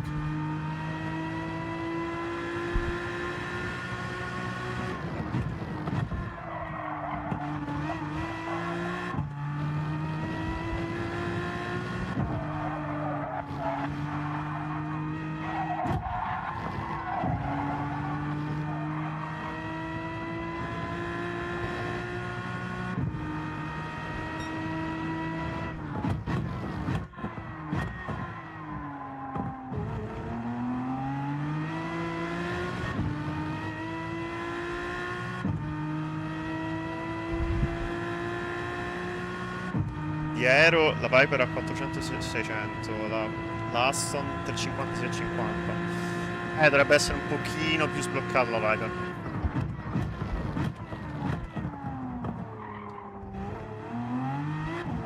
E poi ti dico, il Viper, oltre ad avere l'accelerazione buona, c'ha anche la top speed, perché sta macchina a una certa si ferma. Quindi potrebbe essere che magari quei 5 km in più di rettilineo ce li ha la Viper. Dovrei provarlo.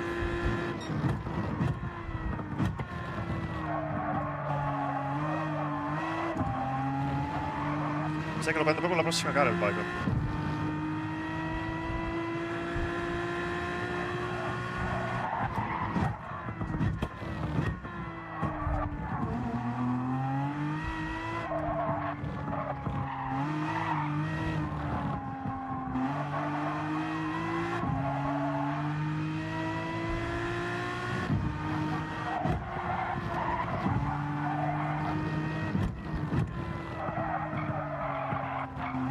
Look at the tire is horrendous. Viper new meta. Hopefully. I mean, I don't know, because I'm just thinking, you know, because in the end, if the Aston was actually pretty decent, especially on the like on a single lap, maybe the Viper could do good. And yeah, why not? I think there was a guy using the Viper as well. But look, for example, there's even a guy, the Swedish guy, using the Corvette, which is also another, how to say, fast car on the straights, but less in the corners. So theoretically, I will still think that the Viper could be like pretty good. Cringe thumbnail. Cazzo, lo devo cambiare, è vero? Bella sta. Magari quando ho la foto nuova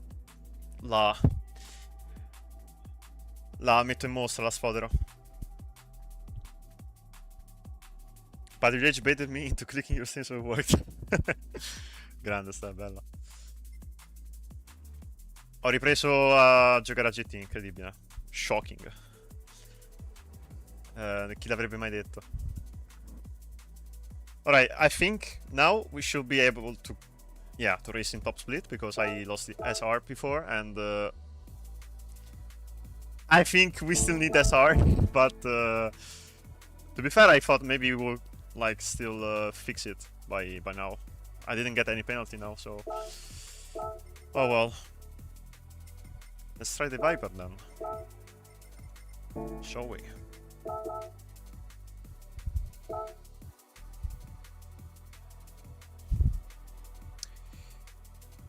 By the way, is the... wait. I think that was better.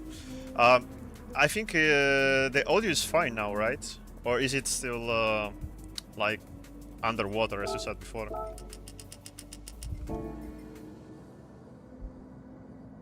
I don't know.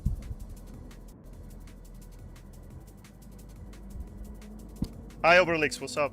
Welcome, mate. Welcome to stream.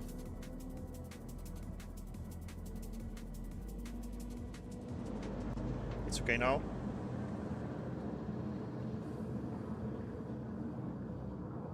Okay. Yeah, I think it was the cable, so sometimes it does he does some jokes. Okay.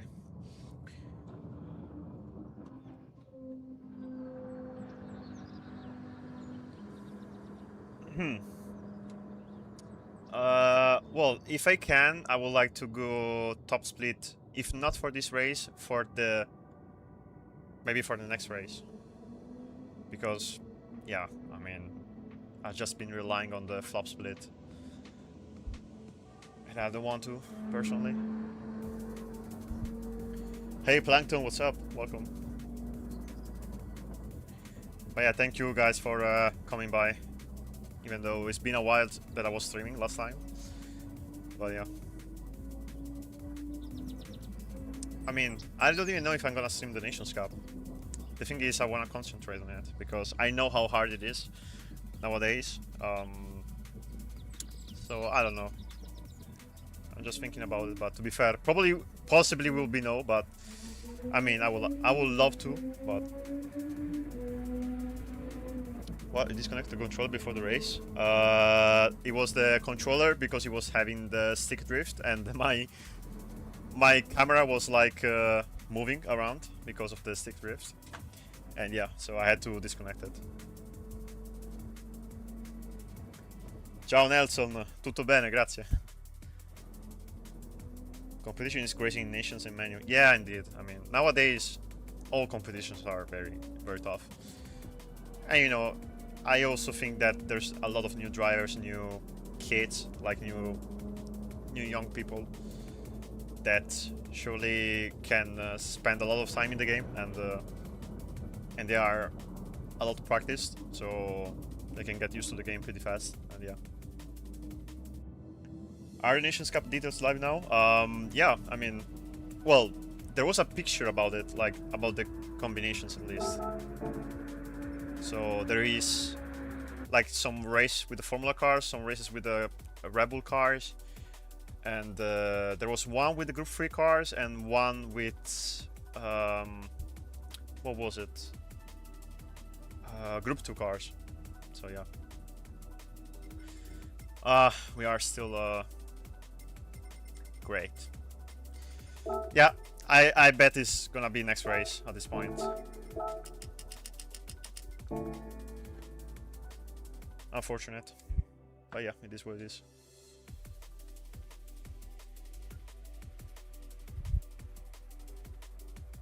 New flexes. Man, flex is insane.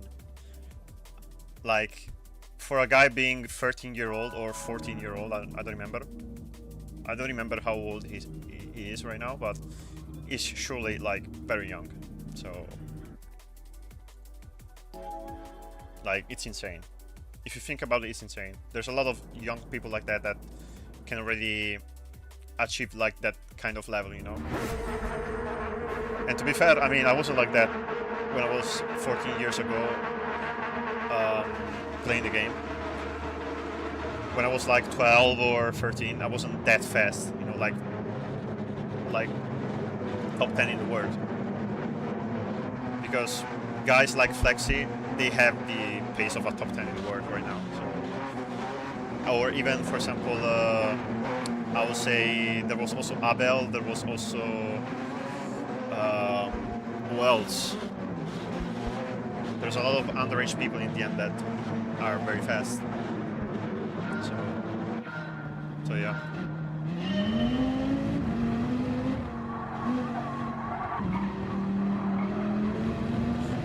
Let's see the Viper then. It's gonna be bad on Taiwan, I already know that, but it's gonna be very good on the straights.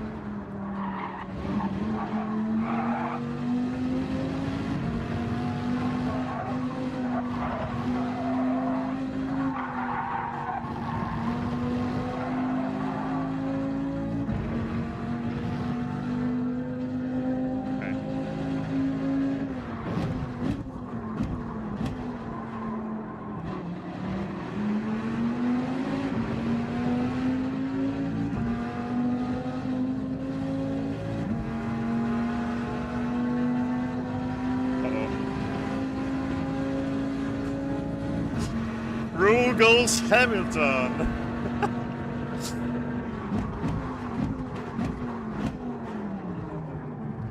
I didn't get a penalty for it. Shocking.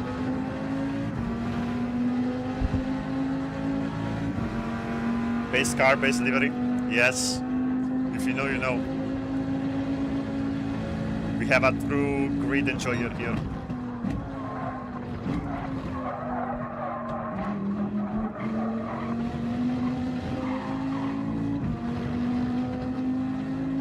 That was an amazing start, by the way.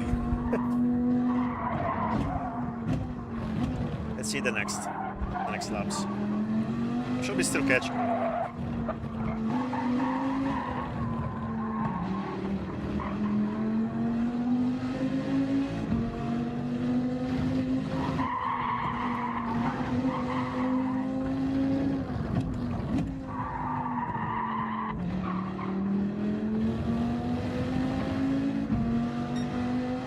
Say this car drives so good.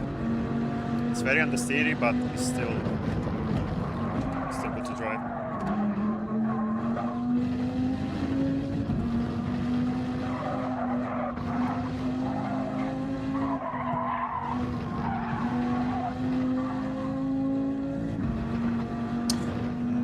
Almost close. I don't know.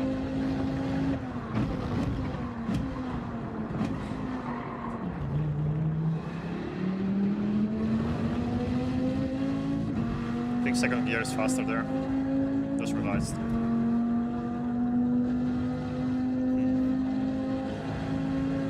Hey mate, is it crucial to remember every apex corner speed? I will not really focus on it, like on the driving, but what is going on?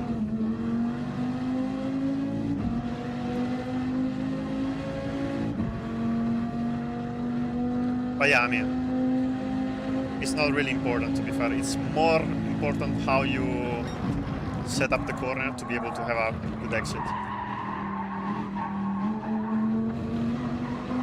So your driving line is very important.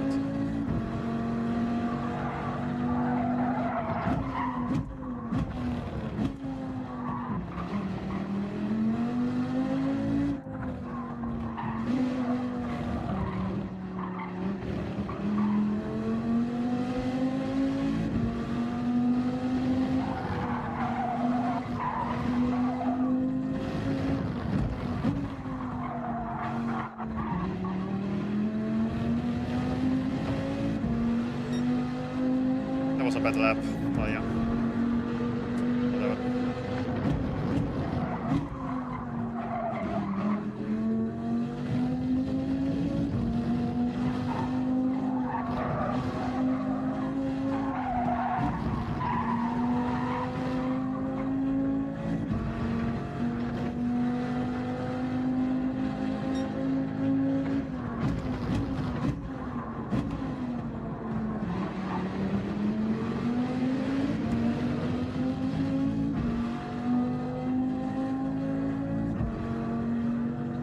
Power is insane.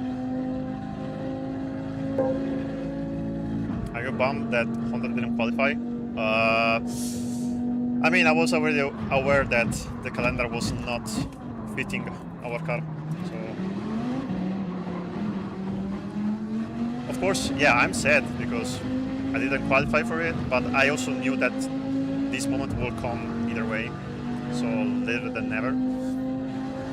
Because yeah, it's a car that sometimes works and sometimes not. Most of the time doesn't, but depends, because there are also conditions where the car actually shines. Especially when there's like mixed conditions or on tracks that are like flat with some traction zones. Just like this one, for example. And here the Honda is decent. But we got a calendar that didn't really suit our car, and also because of that, the potential teammates that contacted me for Honda for driving it, they denied it in the end. So that's why I got left with no options. So either way, for me, it was worthless to just drive in the races, being in top split, getting dusted in some of the races, and also likely losing the R for the races, which I need for, you know, for Nations Cup, if I want to be in the top lobby. So that's why I avoided this whole process, because it wasn't worth it. And I mean, there was no escape from that situation. The only escape was just like going for another menu, like for going for another brand, which wasn't Honda. But it was too late already, because I was primarily like prioritizing Honda, so.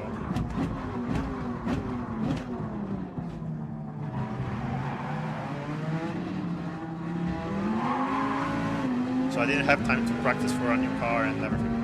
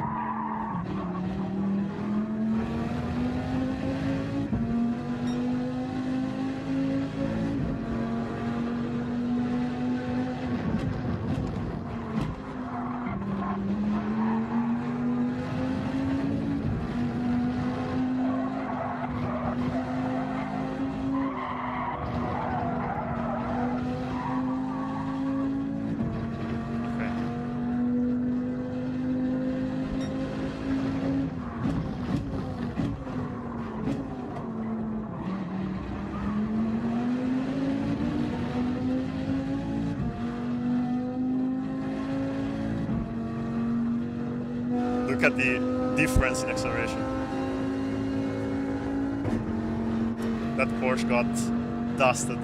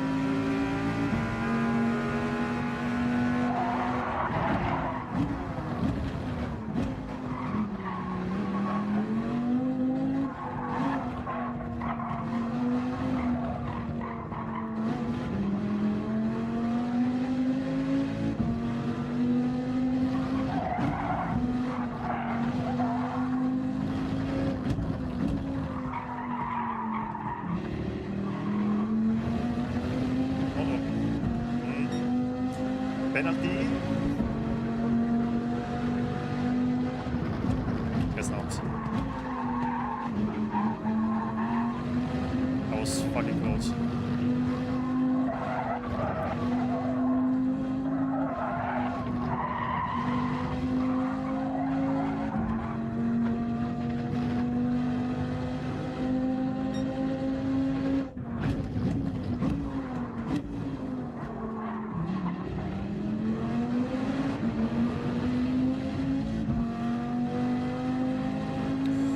I feel like this car has the same pace of the Aston. It's not like that much better than it.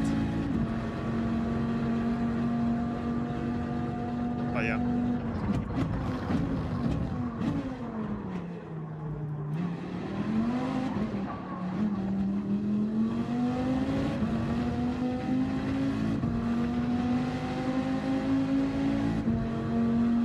Let's see on the soft tires, maybe with the improved traction, I can still go faster than it.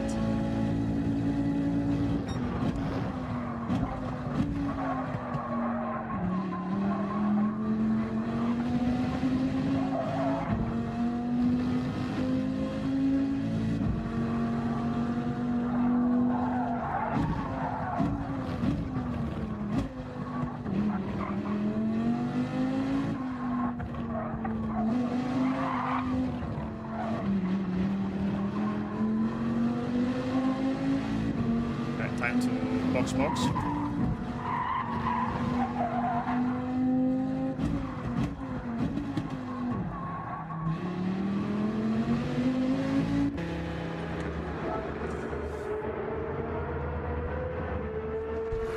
Did you the lobbies there? 500 quads for Killian, 2 times so 505.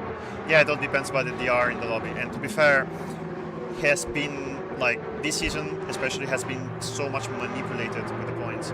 So people that were on purpose like de-ranking themselves from the top lobbies to have better chances in the let's say in the B-rated lobbies, but still getting enough points, like 470 or 480 or even 460. But I mean, it's still a good amount of points. But you have way better chances at the top lobby. And yeah, I gotta say this season has been probably very corrupted. One of the most corrupted season ever. Also with the stewarding, let's say stewarding, like the points removal with the with the various incidents that have been happening. So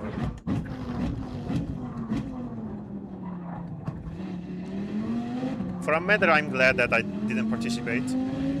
Even though, I mean, I can still encounter the same issue in Nations Cup. But at the same time, I know for a fact that in Manufacturers Cup is so easy that happens because of the difference of the cars. So, yeah.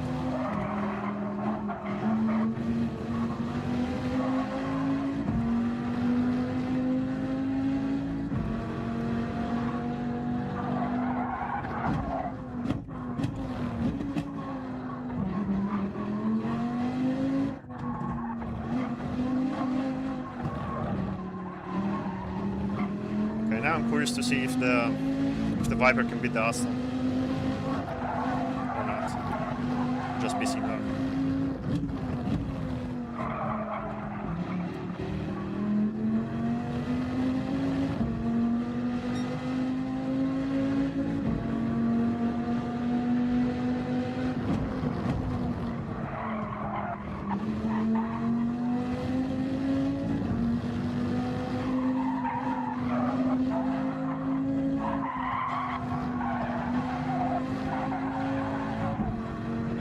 Nice first sector.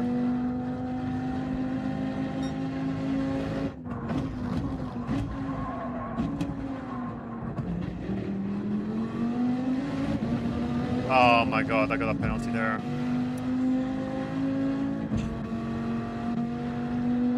Yeah.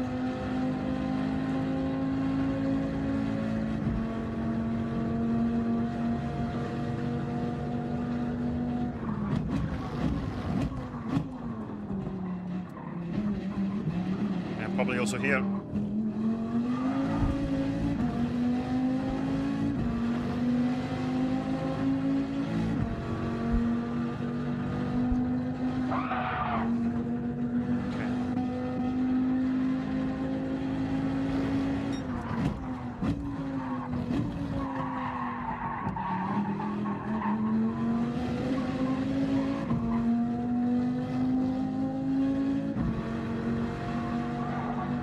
Well, let's try it on the second lap.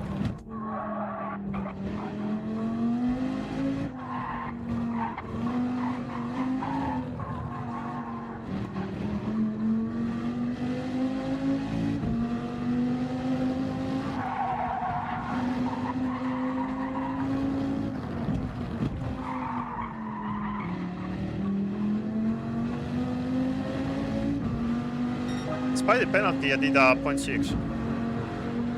Interesting.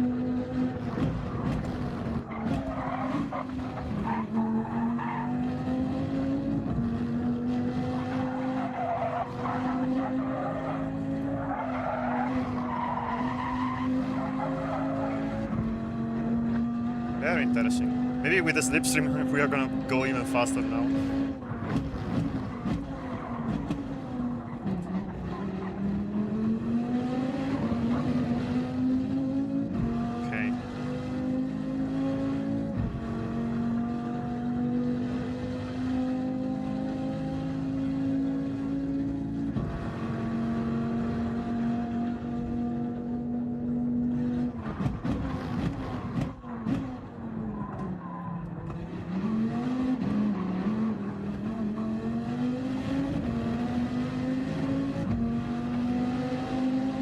Man, what a missile. Look at how much I'm catching to the Porsche.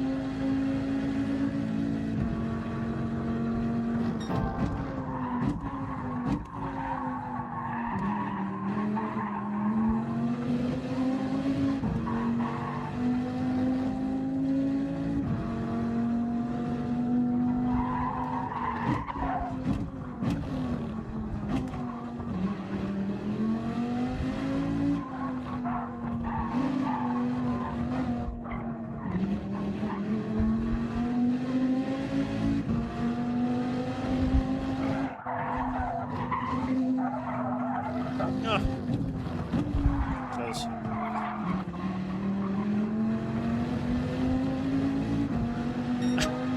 Almost the 52, despite the slipstream.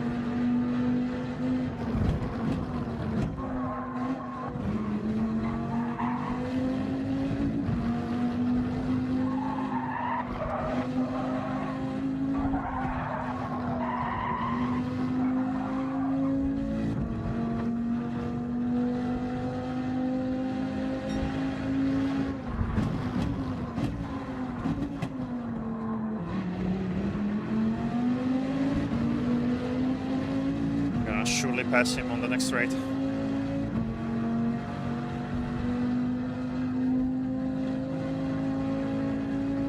La chicana è strana, però a volte la prendi, a volte no. Sì, abbastanza incostante la chicana. Perché poi non si vede col disfasore, non riesci a vedere molto il limite. Cioè, In realtà è ben chiaro il limite, però magari ti focalizzi sul dissuasore e non vedi la linea bianca, che è il vero limite.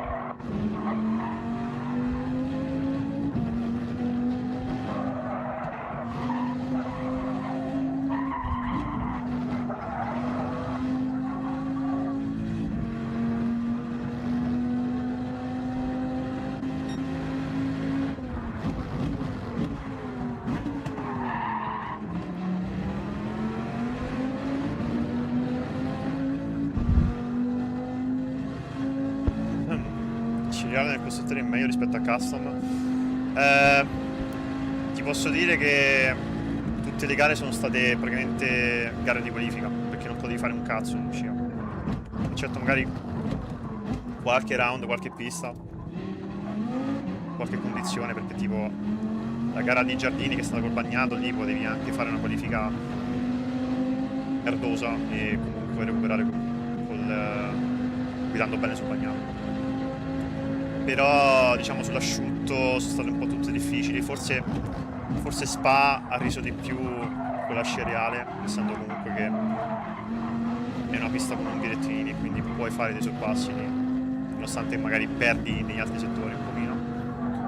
Però la scia reale purtroppo, cioè, ha questo limite, si sente molto l'effetto dell'aria sporca, cosa che non sentiresti con la custom, però per quanto non lo senti con la custom invece come dire, è una scia quasi inesistente, perché comunque non senti nemmeno l'effetto dell'aria sporca, lo senti soltanto quando sei sul rettilineo e lì guadagni un botto. Però per questo motivo poi avrebbe creato un sacco di problemi nella scia custom, perché tutti sarebbero stati vicini a ogni curva e non solo, avrebbero sempre comunque guadagnato in scia, e quindi chi era primo, comunque chi partiva primo, avrebbe sempre avuto la peggio in quel caso.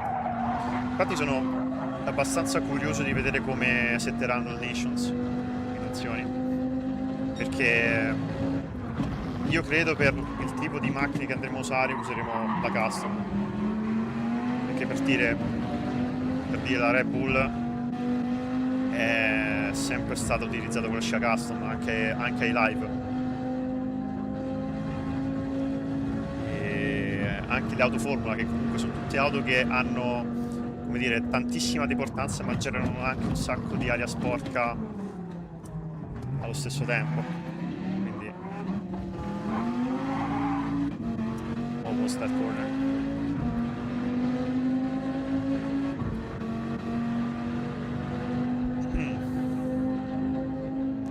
The Viper is a monster, but yeah, it's like very slow on the corners though. I think it's as slow as the Aston.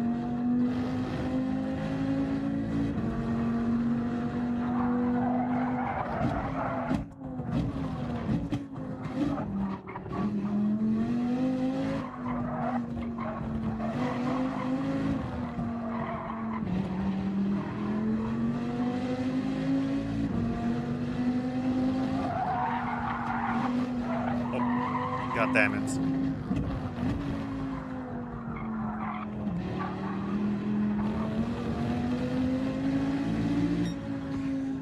Man, these limits.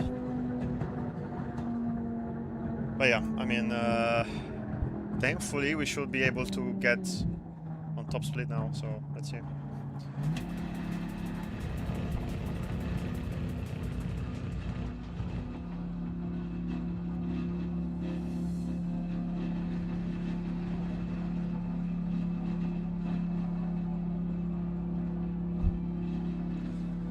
Oh yeah, we're gonna do one more race and then I'm gonna call it a day.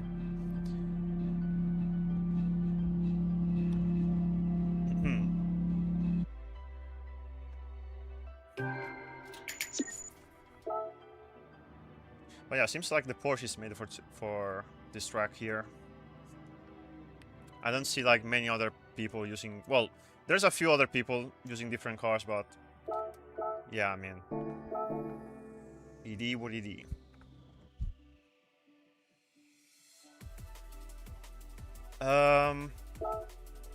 Let's see what we can use. We could also use the Suzuki, the Beetle, the RGZ. I'm quite curious to try it out. But I think the top speed ability is not that great. The Corvette, the SLS as well. The Jag, the WRX, the Lancer, which is also pretty good. A Hyundai as well could be good. I mean, Mazda could be interesting. The Z4 could be actually pretty good. What else? DBR9, I don't even know. The DBR9 could be actually be also good, but it's so understeer in the corners. It's just like the Aston, if not a bit worse in the corners. Renault could be good. Like, I think it's a good car. Z4. BMW McLaren. You mean like the McLaren F1? Where is it? Oh, it's here, I guess. Yeah, here. I don't know. What about the silhouette? Hold the fuck up. Hold the fuck up. The silhouette might have something to say. NSX good on tires? Yeah, I mean, it's fine. So, it's decent. What if I use this car? I mean, I wanna try it. I don't think it's so bad. Probably it will be bad in the last sector, but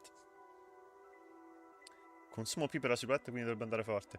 Sì, anche se però non so, cioè essendo che comunque ci sono dei rettilini vorrei usarla, perché penso che potrebbe fare qualcosa. E comunque anche in termini di downforce se la cava bene, quindi non è male. Vediamo. Vediamo se mi soddisfa pieno.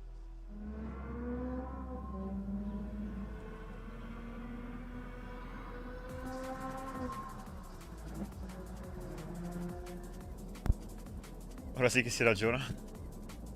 Best group free, by the way. Yeah, indeed. Let's put mediums.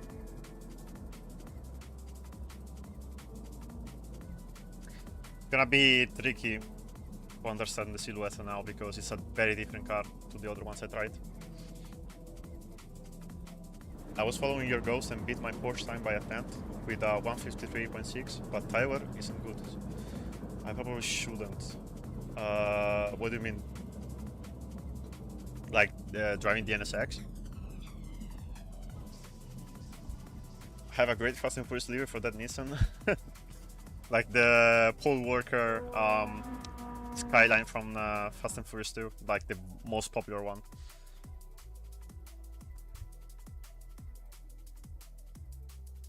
Alright. Yeah, this is top split. Finally. better late than never. Let's see how it goes.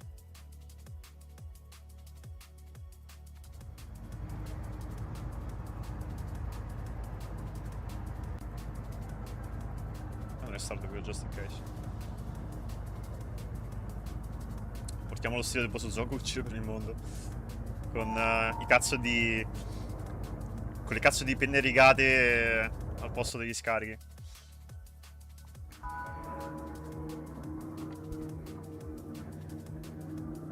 Ok. Similar, it's purple with gold tires with angels on the side. Ah, okay. Wait, Fast and Furious livery. Are you sure?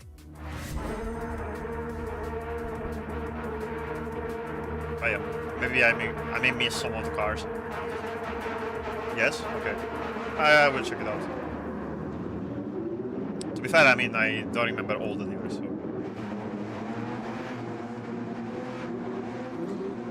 Alright.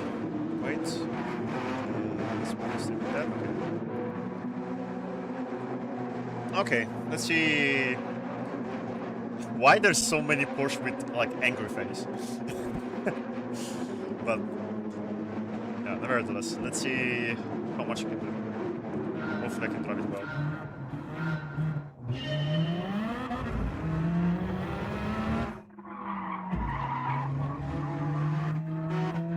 Oh shit. Oh my god, acceleration.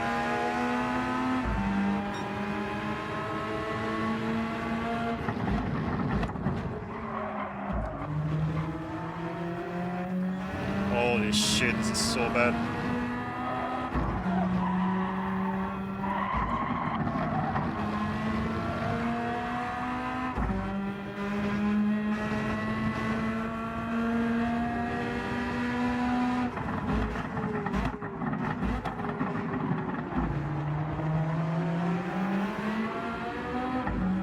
This is the part where it should shine.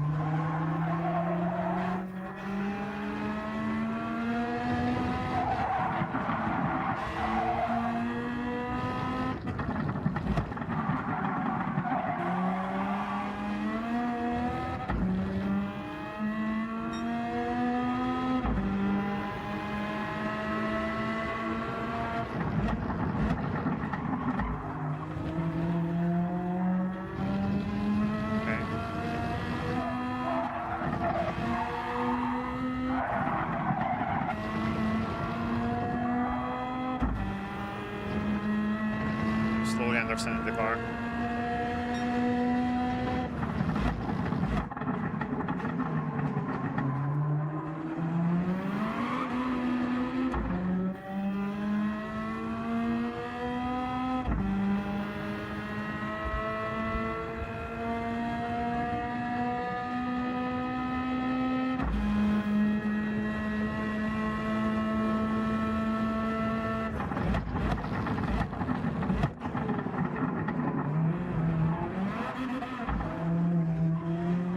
Penalty, I don't know. Yeah. God damn it.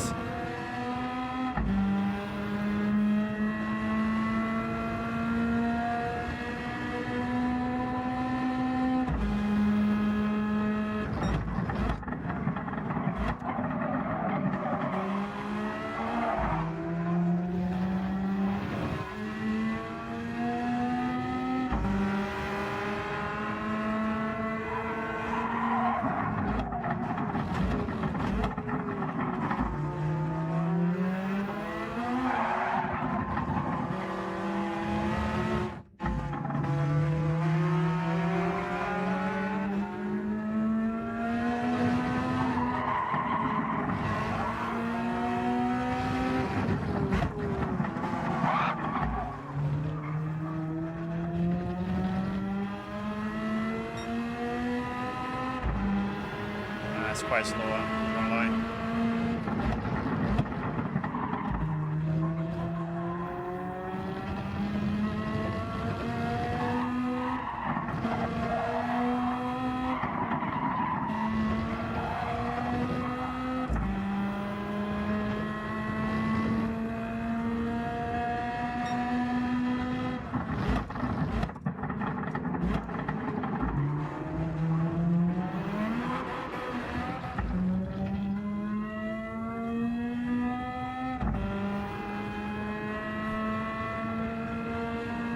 Yeah, it's a non-livery. Like the monster livery on the front. It's from the IMSA.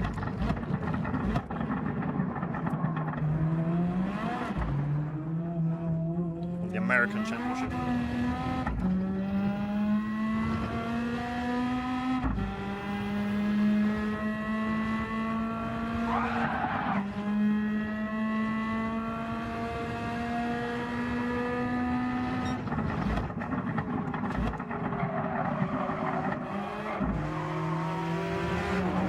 No. Why did you go all the way to the inside?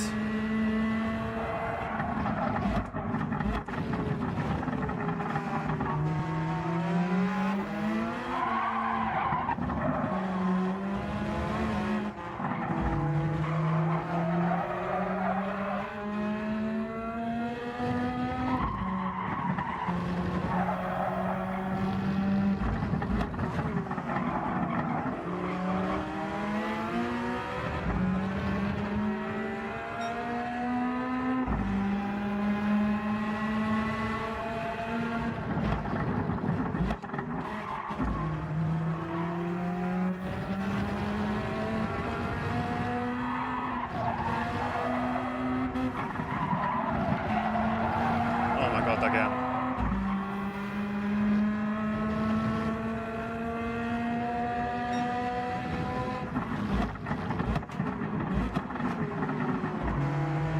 Yeah, this car is not it.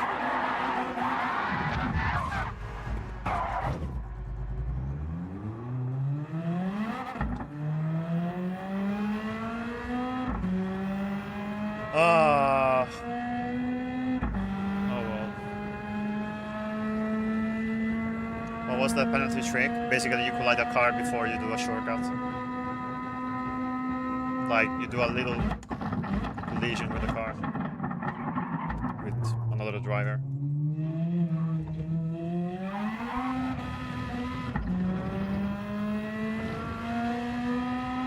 Ah, this car is ass.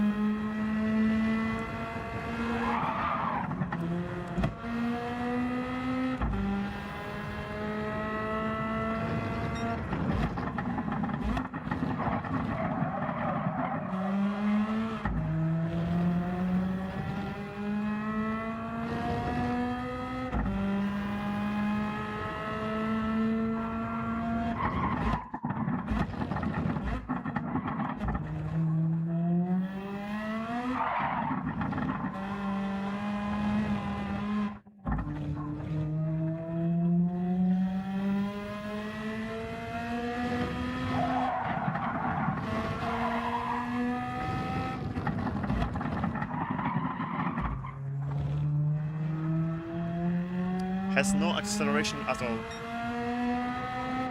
And I have to pull the third gear because the second is too short.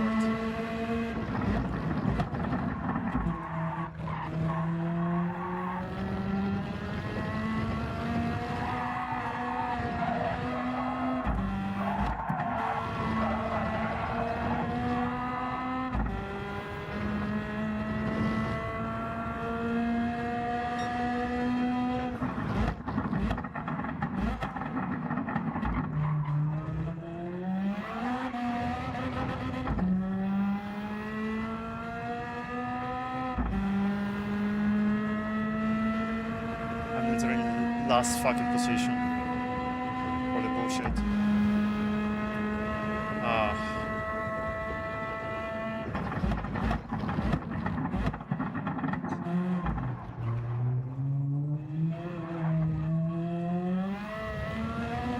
Well, I mean, This last race is gonna be a meme race, and it's already big, so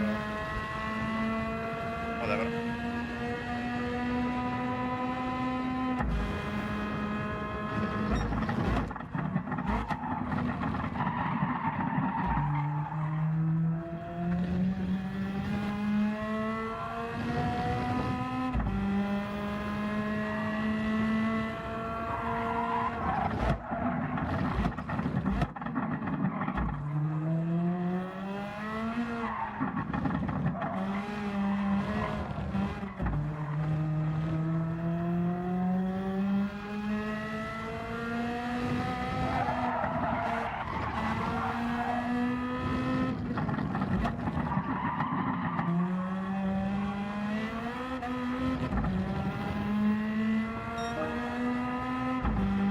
Doesn't have the pace at all.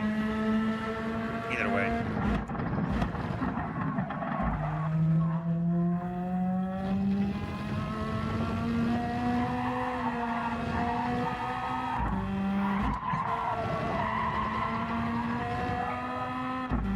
The gearbox is wrong.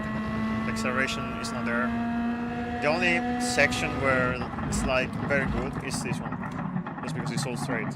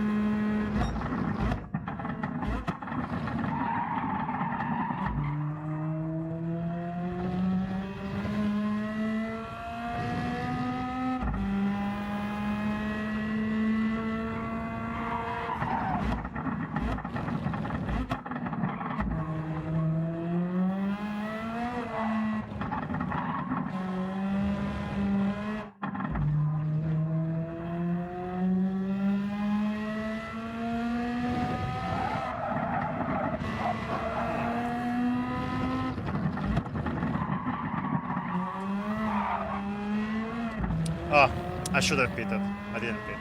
Whatever.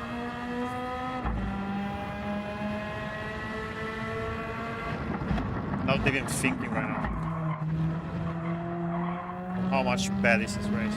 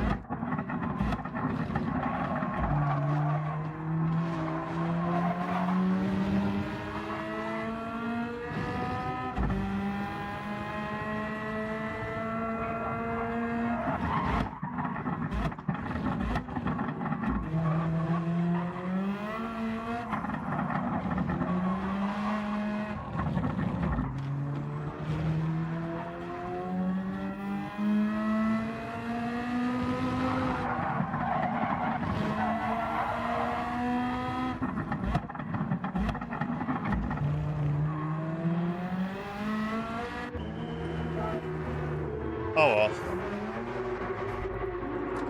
Maybe the Z4 would have been the way to go. Yeah, I mean the Z4 is clearly faster. These cars, I mean.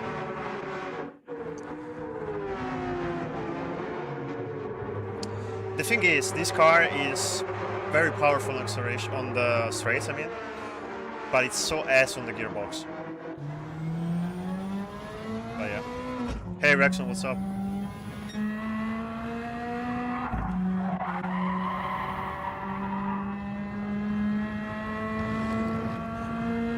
God damn it.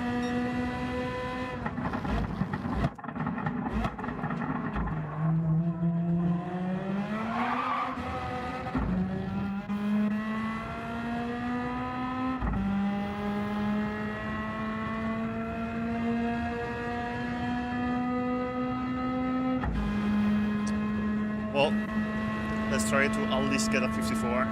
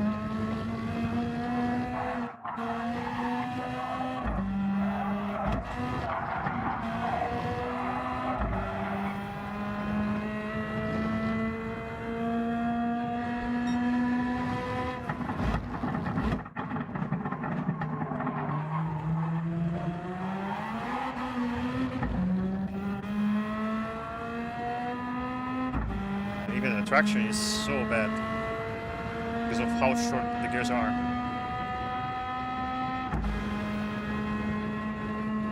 Bella red, 1-0.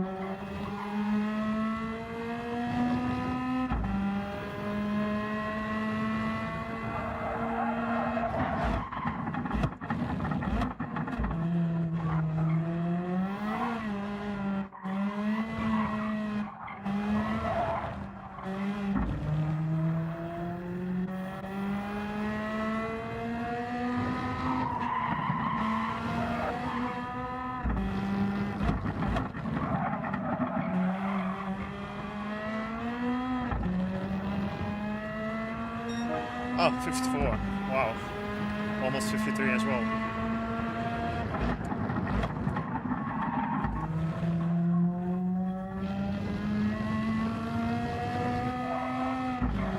And penalty. Plus 1 out.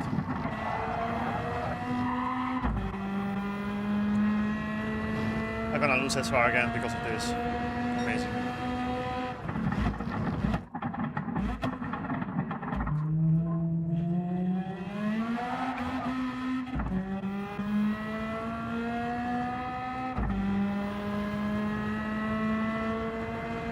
Toggle outside.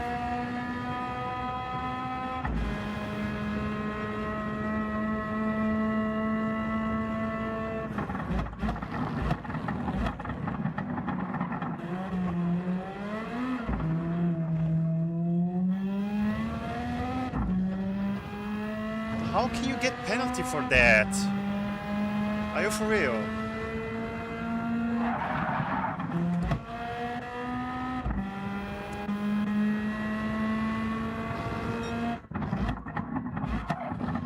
done for this race. Like with this race, I mean. I'm just risking every time to lose my SR, and I have to also like recover it. And look, I'm doing a boring race right now. It was also because of the car, but mostly it's also for the penalties. Because I would have been surely a bit more up ahead, but I'm just driving bad, so.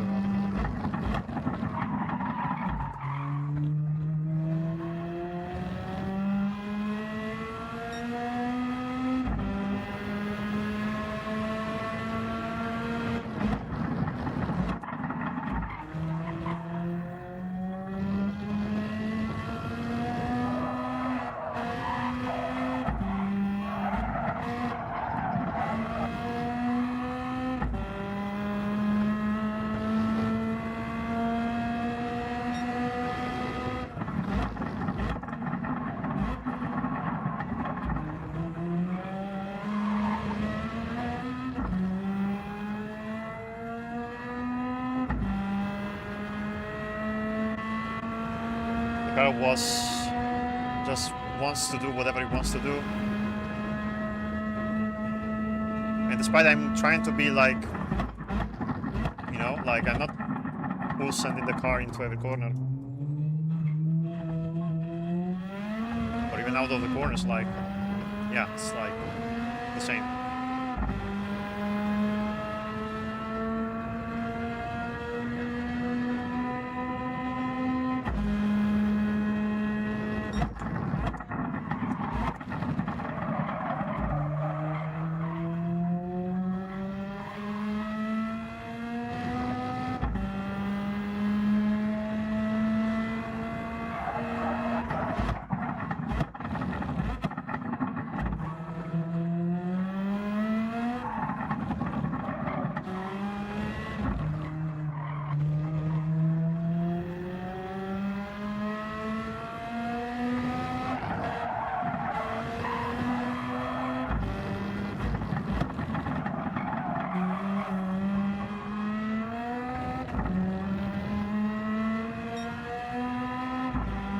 Well, final lap of this amazing race. Sensational stuff.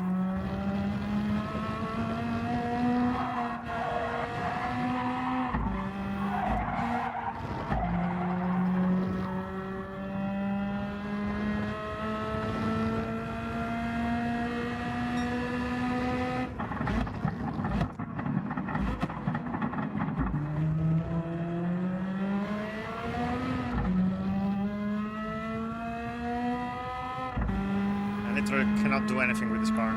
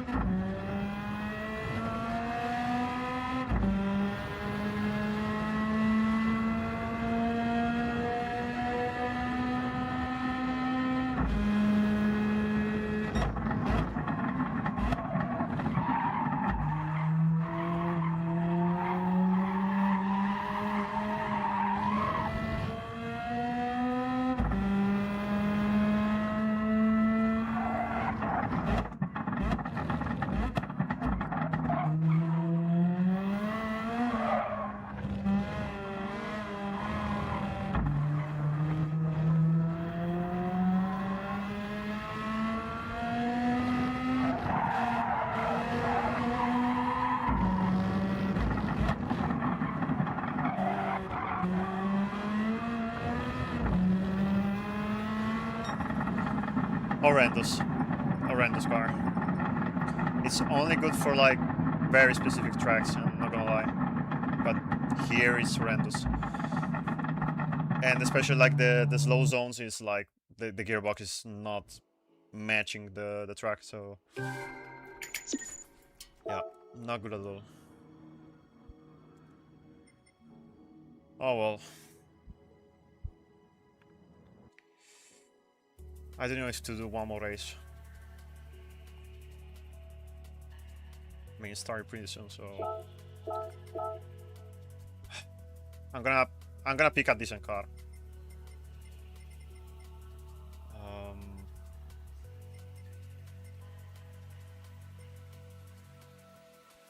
Not sure. What shall we go, chat? Because I really have no clue. Maybe the Mitsubishi. Because I saw it in the leaderboard, I know that it's good. It's probably not as good on the tire, on the front tires, but at least it's decent enough, I would say. Or even a Subaru, or I don't know. The Beetle, the Suzuki as well could be pretty good. Corvette, maybe, also, but Evo, why not?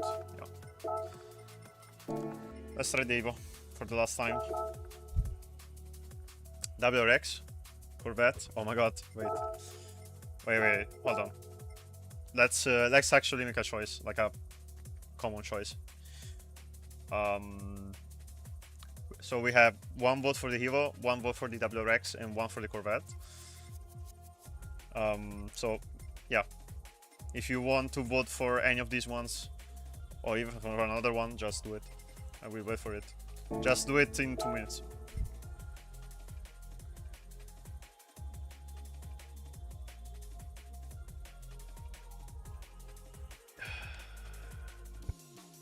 You're a legend, thank you. Even though, I mean, this set of races was not so entertaining, unfortunately, but I always have some kind of bad luck with the daily races. Anyway, every time I do a daily race, there's something going on. Corvette. Corvette it is, I guess. Also, I have like both deliveries from Most Wanted. Wow. Ferrari. How much time will we have? I mean, we have to choose. I think I will go with the Corvette.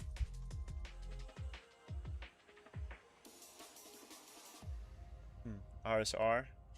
At the manufacturer, I think you drove with the Corvette in one race. No, I didn't drove. I mean, I didn't race with it.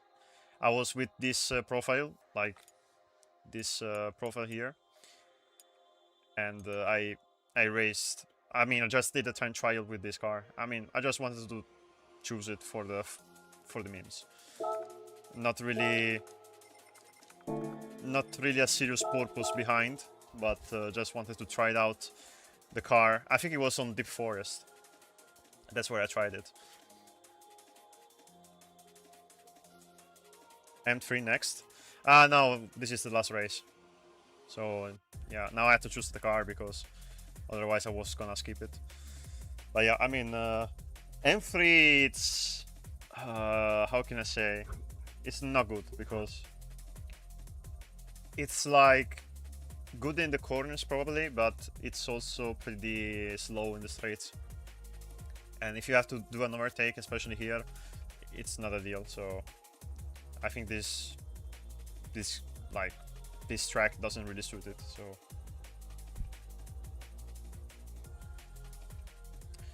but yeah, hopefully we get some results here with this one.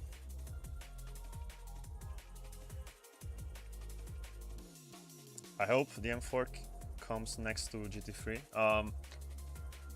Yeah, I mean, they actually displayed the car in one of the live events. So like there was the Berlin event that they showcased the car like on the outside of the venue, which they did the same for the Porsche, like the new Porsche here that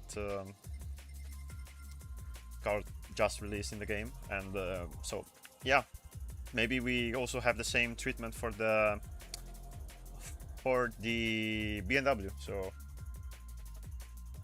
yeah, it was at Berlin. Ah, okay. So yeah, you perfectly remember the car being there. It was being parked with other cars, and even us, when we saw it, we were like, are we finally getting something? Like, are we finally getting the BMW, like the new one? and they didn't. They did it. They just basically rage baited us, and we were like so furious because in the end we were like, oh, okay, we are finally. I think they are finally like scanning the car for the game. Maybe they have done so already, but it didn't have like the rights yet to drop it in one of the updates. But for the Porsche it was the same, and they did. They actually did, because the car is now in the game, so which is quite weird, but whatever. Let's see.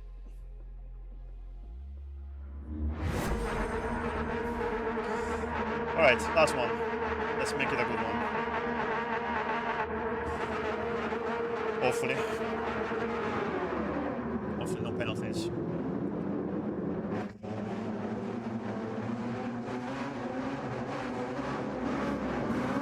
And hopefully we have a car that can actually race. Not like the one before. So, yeah.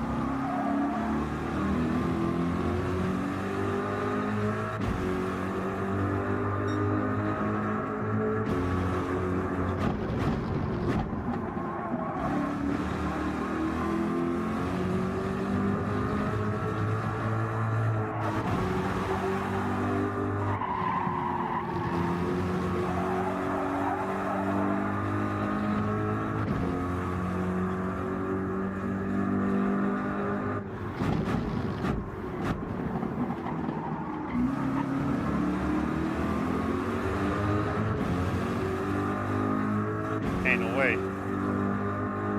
This car is driving. Ain't no fucking way. Shocking.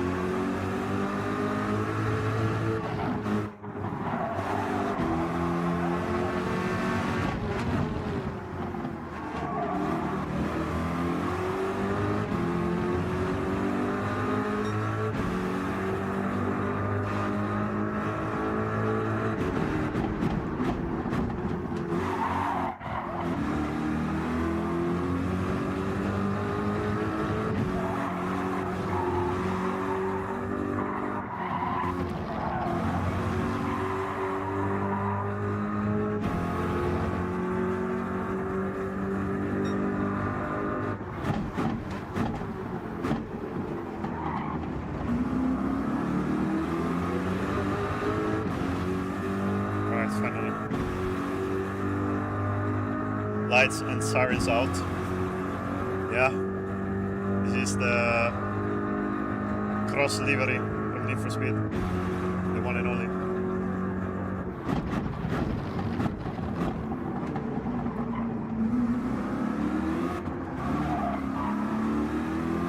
Currently chasing down suspects on 911 on Porsche 911.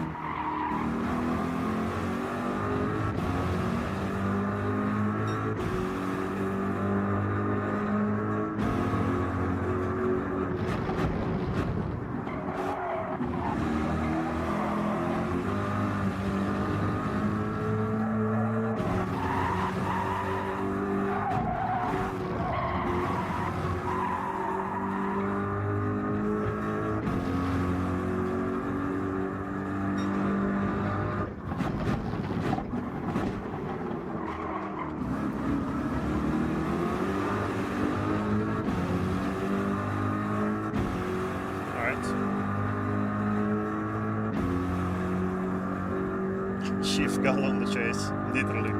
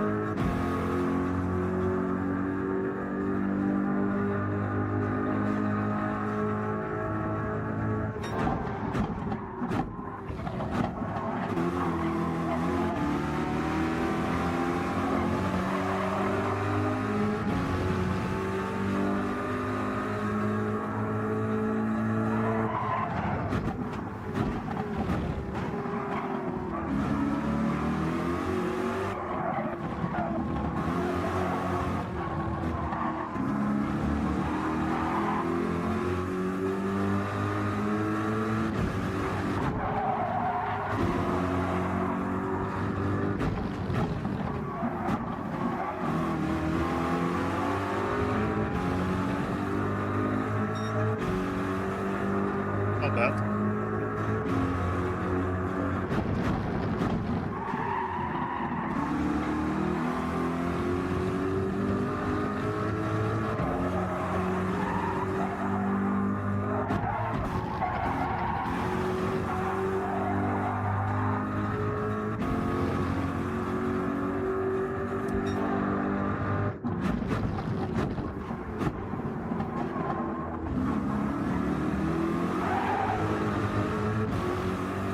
Traction wise, it's not so good.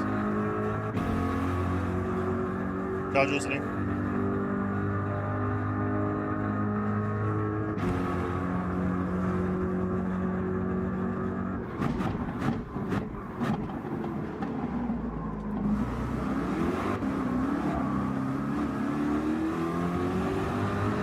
Why are they taking themselves out?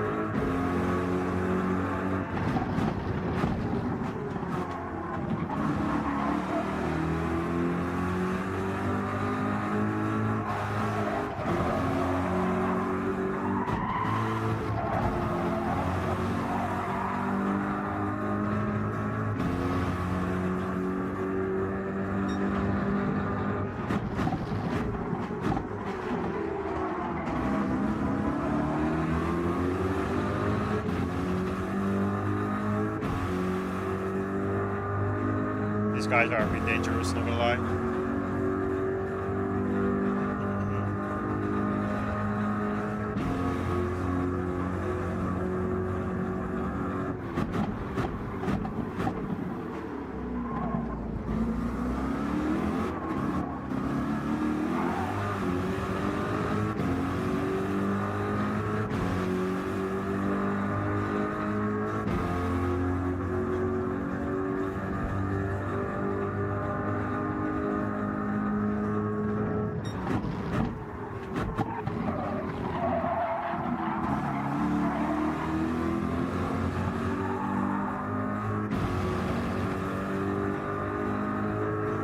Thank you, Vlad.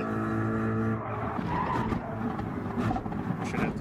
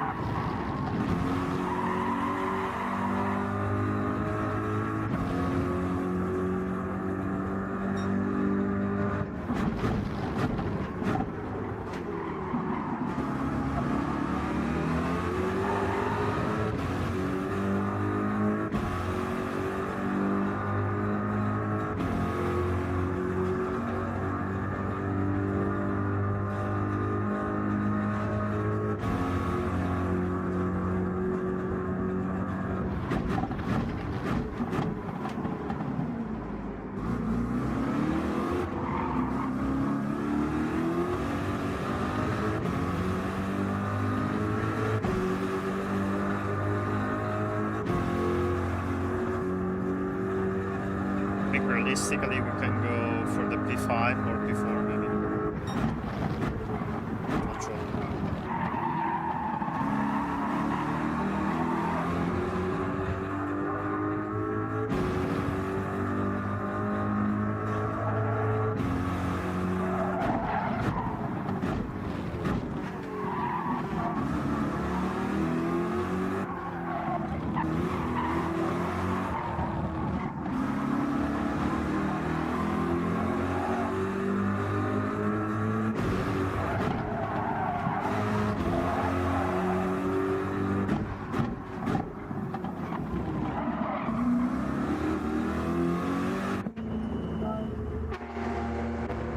Fastest entry pit in the West. It's just me? Or the stream is like slowing down? Yeah, sometimes it lags. Wait, I'm gonna just refresh it. Okay. Yeah, sometimes it's like, I don't know, doing weird things.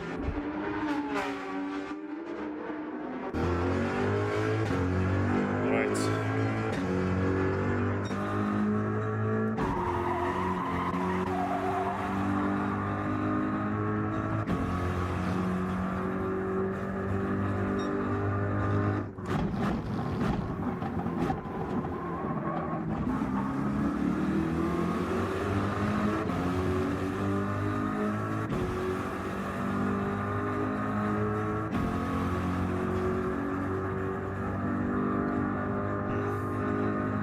Hi, Turbo.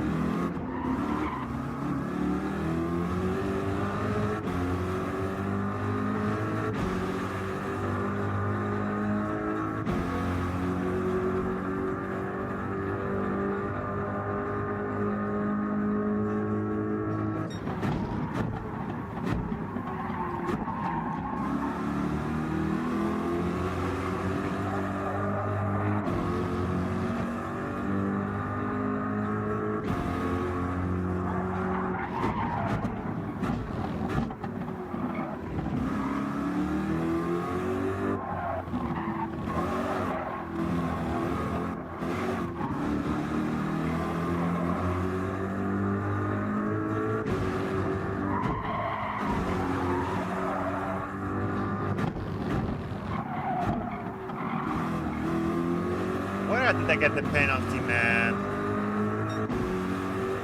It was going so well until now.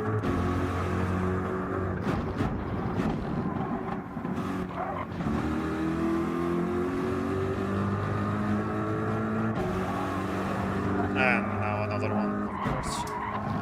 When I start to get penalties, I start to get also other ones. God damn it.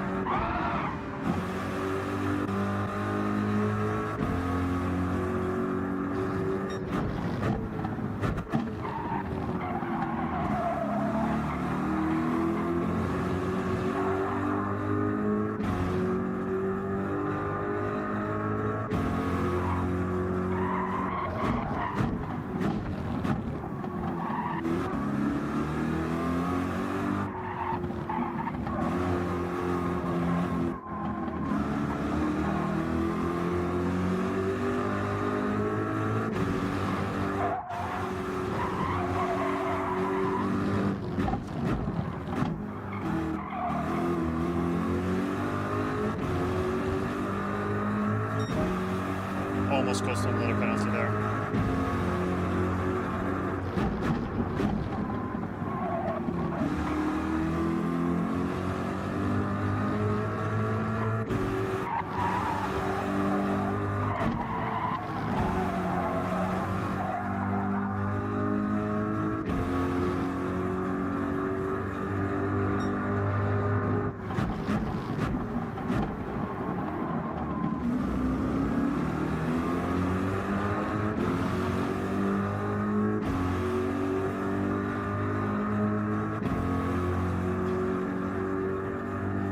you how good is the Porsche.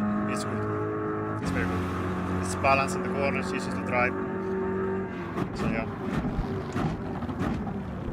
Probably just a bit unstable in the braking, but once you get the hang of it, it's a really good car. I still need to drive it, by the way.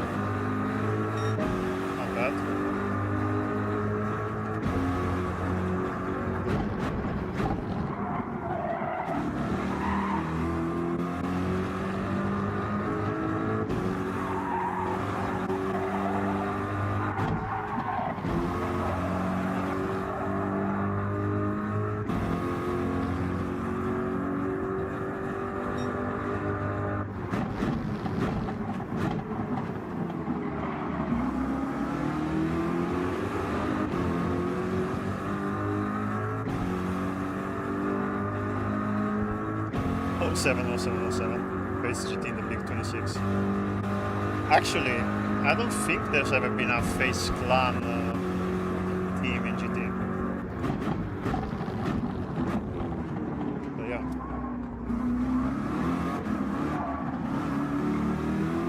Oh, someone's mine. Oh, it's mine.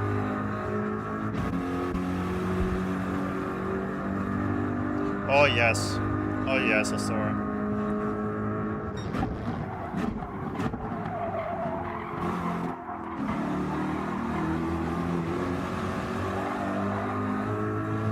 That will be a really great addition, along with the classics GTs.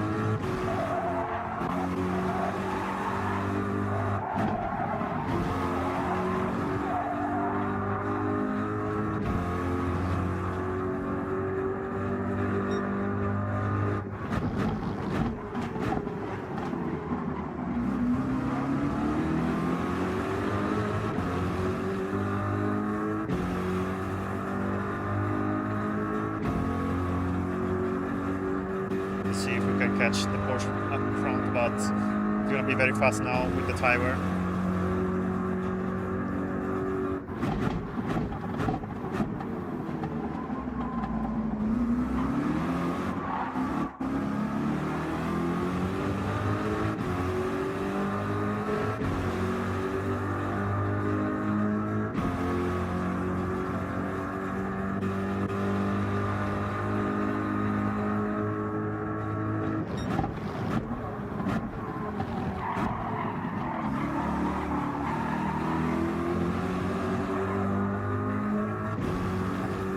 He's struggling.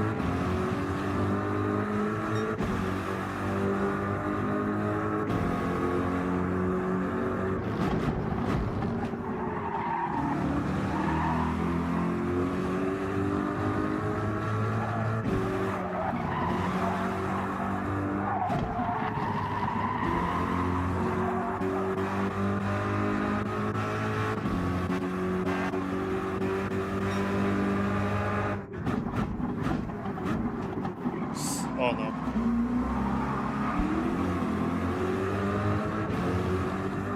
I fell for it.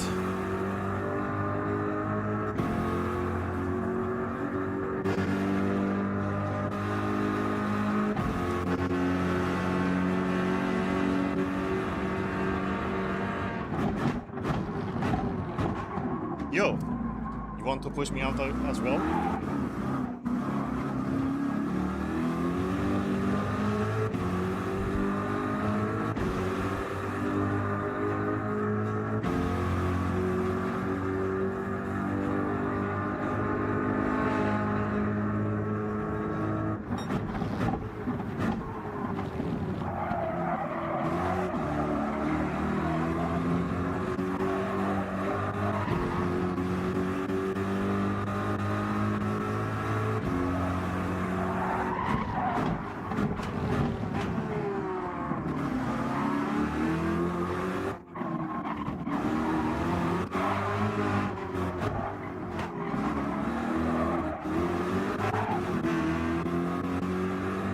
Yeah, deserved.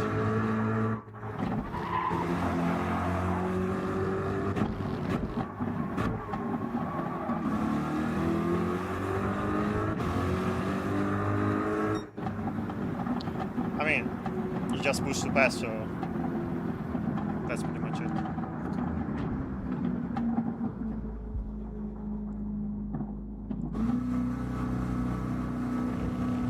Anyway, that was our last one for today. Unfortunately, I was very close to Manu, but I mean, I had to protect from the other guy, so whatever. I'm done. Today was very chaotic, not gonna lie. Especially with the penalty, so...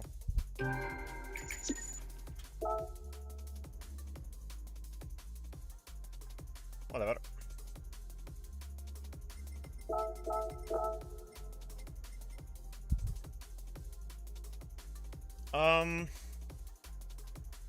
Yeah, I think I'm gonna call it a day for today, guys.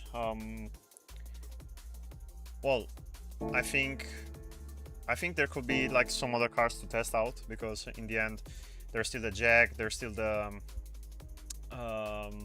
Beetle, also the Huracan I would like to try, the Renault as well.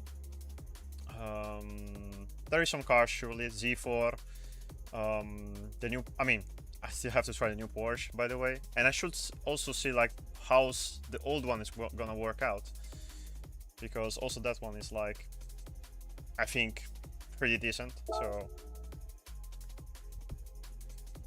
but yeah, that's pretty much it for today. Yeah, and I wish you guys good evening, and maybe I will see you in the next streams, or let's say before the Nations Cup, of course. So yeah. When starts Nations Cup? Next week. It's gonna be the next Wednesday, not this one. So not tomorrow. It's gonna be the next Wednesday, even. So it's gonna start very soon. So yeah, probably I'm gonna do, if I can, one more stream before going fully into Nations Cup, fully focus mode, and yeah, I will just try and do one more at least. But yeah, was a pleasure, guys, and I will see you in the next stream. And yeah, thank you for wait a second, because I have a wait. I need to fix this. Okay. But yeah, I think I will be back for one more stream. So yeah, stay tuned, and see you guys. Was a pleasure. Thank you for coming by, and see you next time. Peace. Ciao, ciao.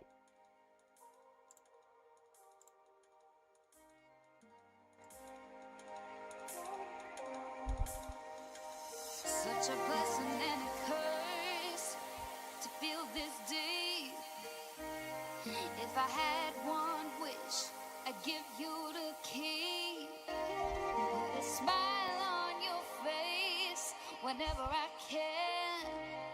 I promise to never let you down again.